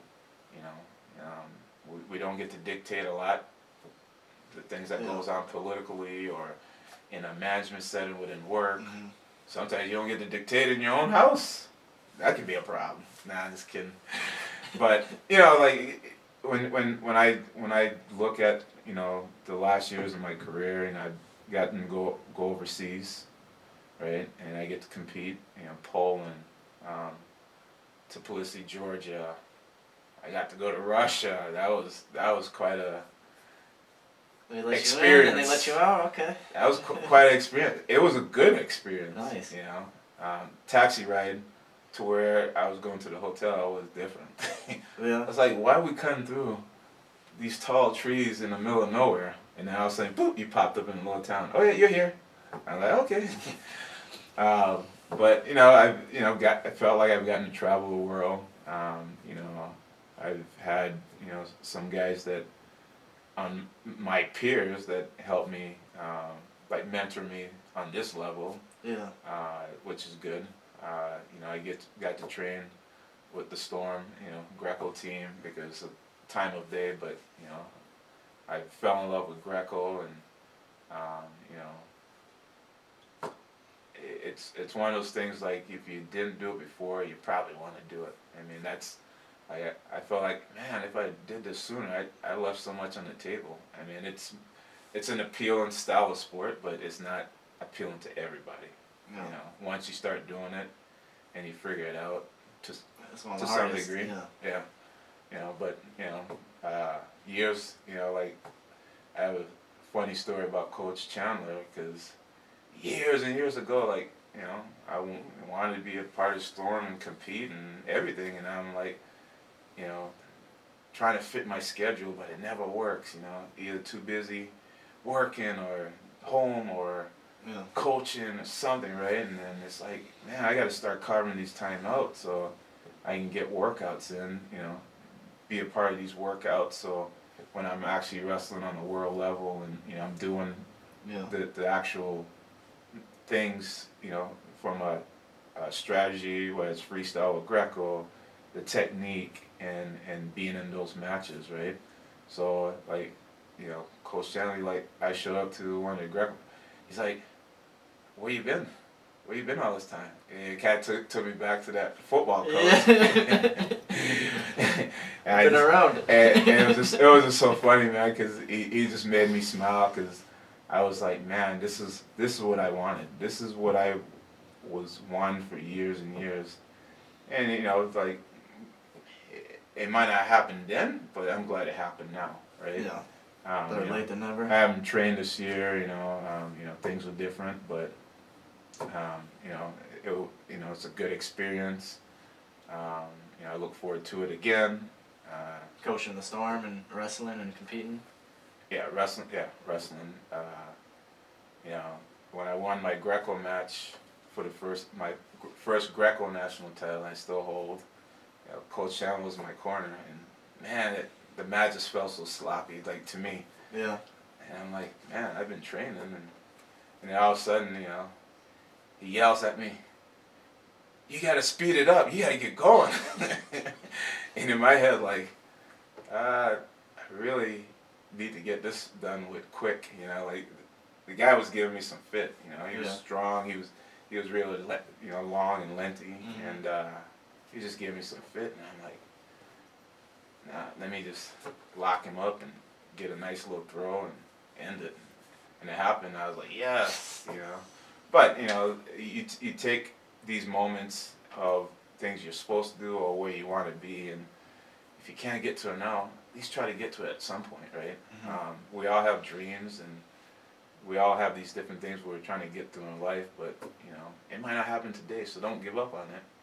And just the patience. Yeah. I mean, things are different now, and I never think I have free time because I'm always doing something. I'm taking a phone call, trying to solve a problem at work, at home, at wrestling, out coaching, something, right? So it's like. Would you like it any other way though?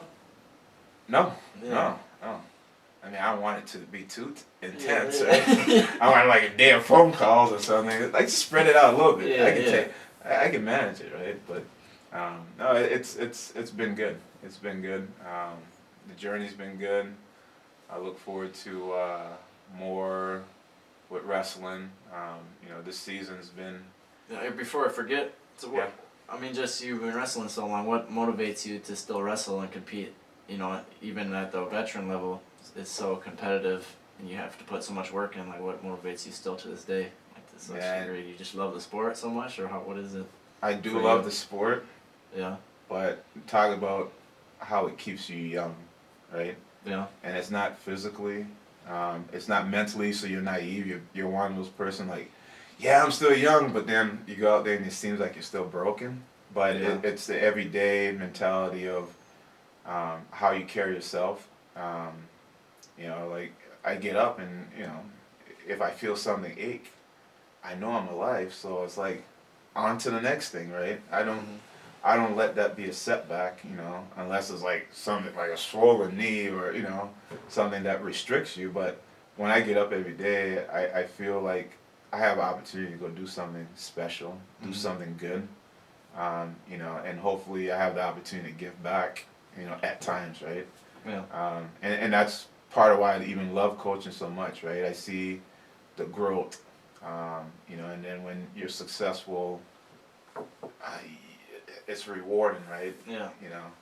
I always talk about one of your stories, so I got to get that plug in here, but, your senior year is like, man, here's Andrew, put in all this time in the off season, like, you turn it up a notch, and, we've talked before about the Liberty tournament when, we've been wrestling all day, we drove all the way down to Missouri, long car ride, we're going through all the stuff just to get prepared for a tournament. You guys are wrestling through. Wins and losses are coming up. And then you told me at one time, I got this. And that was revelation for me because when I woke up and I saw you wrestling, I was like, what the hell is Andrew doing? He didn't wake me up. Yeah, you said you were a deep sleeper. I mean, you don't always wake up easy. Yeah, but actually, if you try waking me up, it's like, no, I just thought I had it, so don't worry about it. I was like, oh, okay, it's like that, bro. Okay. So, and then your senior year when you had that bum knee at Council Bluff and you went down, and I was like, man, God, you see so many guys, go down to senior year, or you see them go down early and never come back, and then I was like, why is Andrew going and lifting after practice? He just recovered from an injury. What is he thinking? So he's not going to get that small for football. Come on, man. Yeah, give me some credit. And you can lift upper body with a bum knee. I know, but I'm like, you know, you can take a little time, reflect, recollect, you know, get through the healing process, and man, you were up like, you know, I don't know if it was that. Remember we had maybe it was that All Force. Remember you drank some of the All Force? Yeah, those the pills, the joint pills. Yeah. Andrew, yeah, remember your dad gave me the joint pills. And, You might still have a couple somewhere. Yeah, well, couple bottles. Yeah, they were selling it at the Christmas term. I was like, they said this works with joints, so let's test it out. Boy, I ain't never seen a recovery like that, but this is not endorsement or sponsor, by the way. You can sponsor me though for the podcast. But I never seen a recovery like that. I still use it myself. I think it works good. It's a sense of protein for me, and I don't like too much, you know, those protein shakes anyways. But that one works. It's smooth, anyways. So no, but you know, anything else you got on your docket there? Covered a lot. I had some other things that are kind of, you know, shifting gears a little bit, but yeah, just with all, you know, the mindset that you have and kind of like the leadership, you know, that you bring. How has that you've gained from wrestling or whatever? How has that helped you with other things, whether it's your career or other parts of your life? Well, you know, when I look back at, you know, so my mentor has always been my coach, Robert Bundy, right? Yeah. You know, just talking about just somebody that's there for you when you're up, you're down, just there in general. I mean, heck, the guy calls me like I'm retired like he is, right? And, you know, it's funny because, you know, we still have that connection. But, you know, just having so many mentors, right? You know, I talk about him a lot, but, you know, I've had, you know, my other coaches, you know, show me the way, having me learn different things through them, right? Yeah. From their coaching, and then just how to handle different situations, the good, the bad, the ugly, and working through them. You've just had a lot of really good coaches that you've been able to learn from. Definitely. Yeah. I mean, I any of those guys, I would never trade them. Yeah. I can't tell you. I've never had a bad coach. I never had a bad coach. I've never had somebody that I felt like they weren't there for me, right? And when I look back at all these coaches, you know, like, you know, although we had that mishap about my recruiting, you know, he was always there. You know, I always felt his support. The intent was kind of there. Yeah, always. You know, and you know, even my one of my assistant coach from junior college, you know, I still talk to him from time to time, and you know, he's doing well, but you know, I get phone calls. I tell this to my wrestlers. I said, and I'm like, you don't have to call me, but I'm just gonna tell you, like, my relationship with my coaches is by a phone call away, right? And it's not me calling them or bugging them. It's mutual, right? Yeah, it's like, organic. hey, how you doing? You know, like, you know, I don't know how many wrestlers get that. You know, I'm not saying that I'm special, but it's that mutual respect that I think I've given them that they've given me, right? Yeah. And that's a relationship we've had. So that just tells you a lot about them, right? Yeah. And you know, some people, I mean, we've had really good coaches, and you kind of look and say, you know, what leadership are they bringing to you? How are they reflecting on you, right? We always look towards the positive. Nobody's ever right, and you know, sometimes we don't always bring what fits that person or that thing. Yeah. But we try to work through it, right? We try to navigate, you know, what's right. You know, let's get rid of this. Let's add this. Yeah. That's not working, and I think that's where my style kind of falls in. I do it through work, you know. I realize anytime you work with people, not everybody's going to agree, right? Not everybody's going to see your view.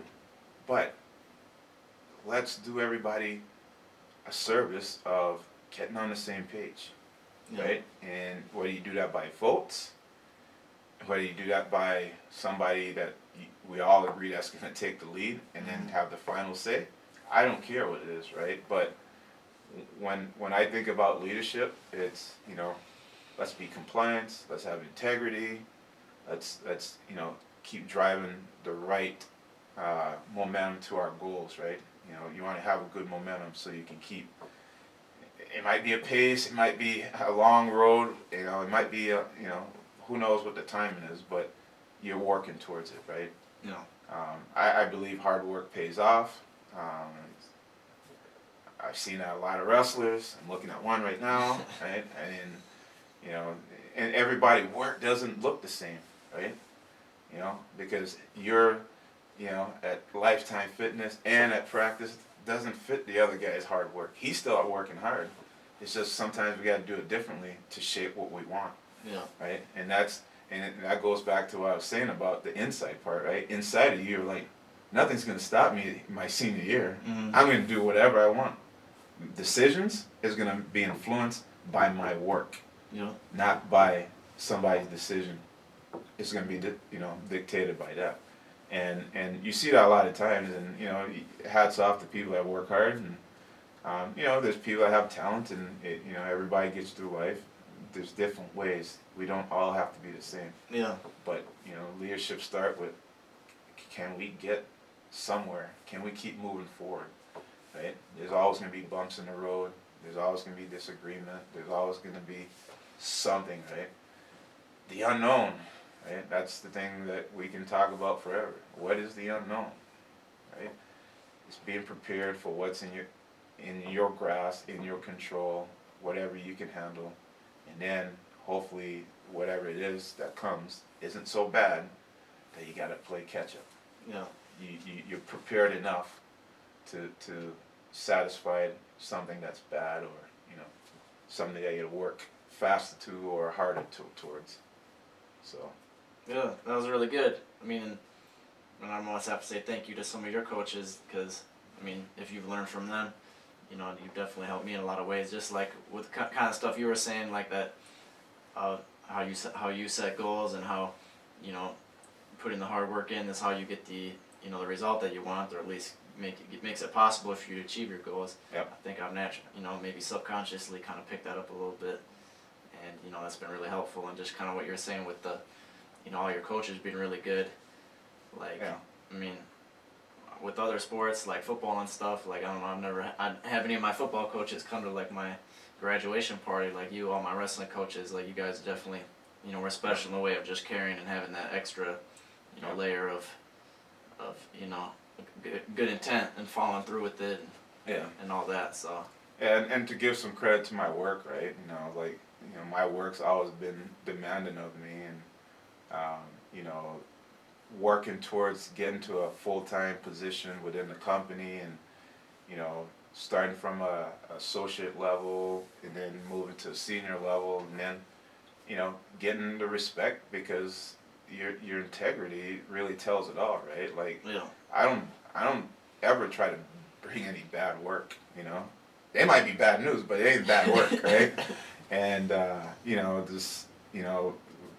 got my master's a couple of years ago, and I remember. One of the things that influenced that was I was interfacing more with executives, right? And I wanted to know their mindset, what they think on that level, and then just from a business standpoint, right? Is like, how do I understand more, financially, the operation, strategy to making a business survive.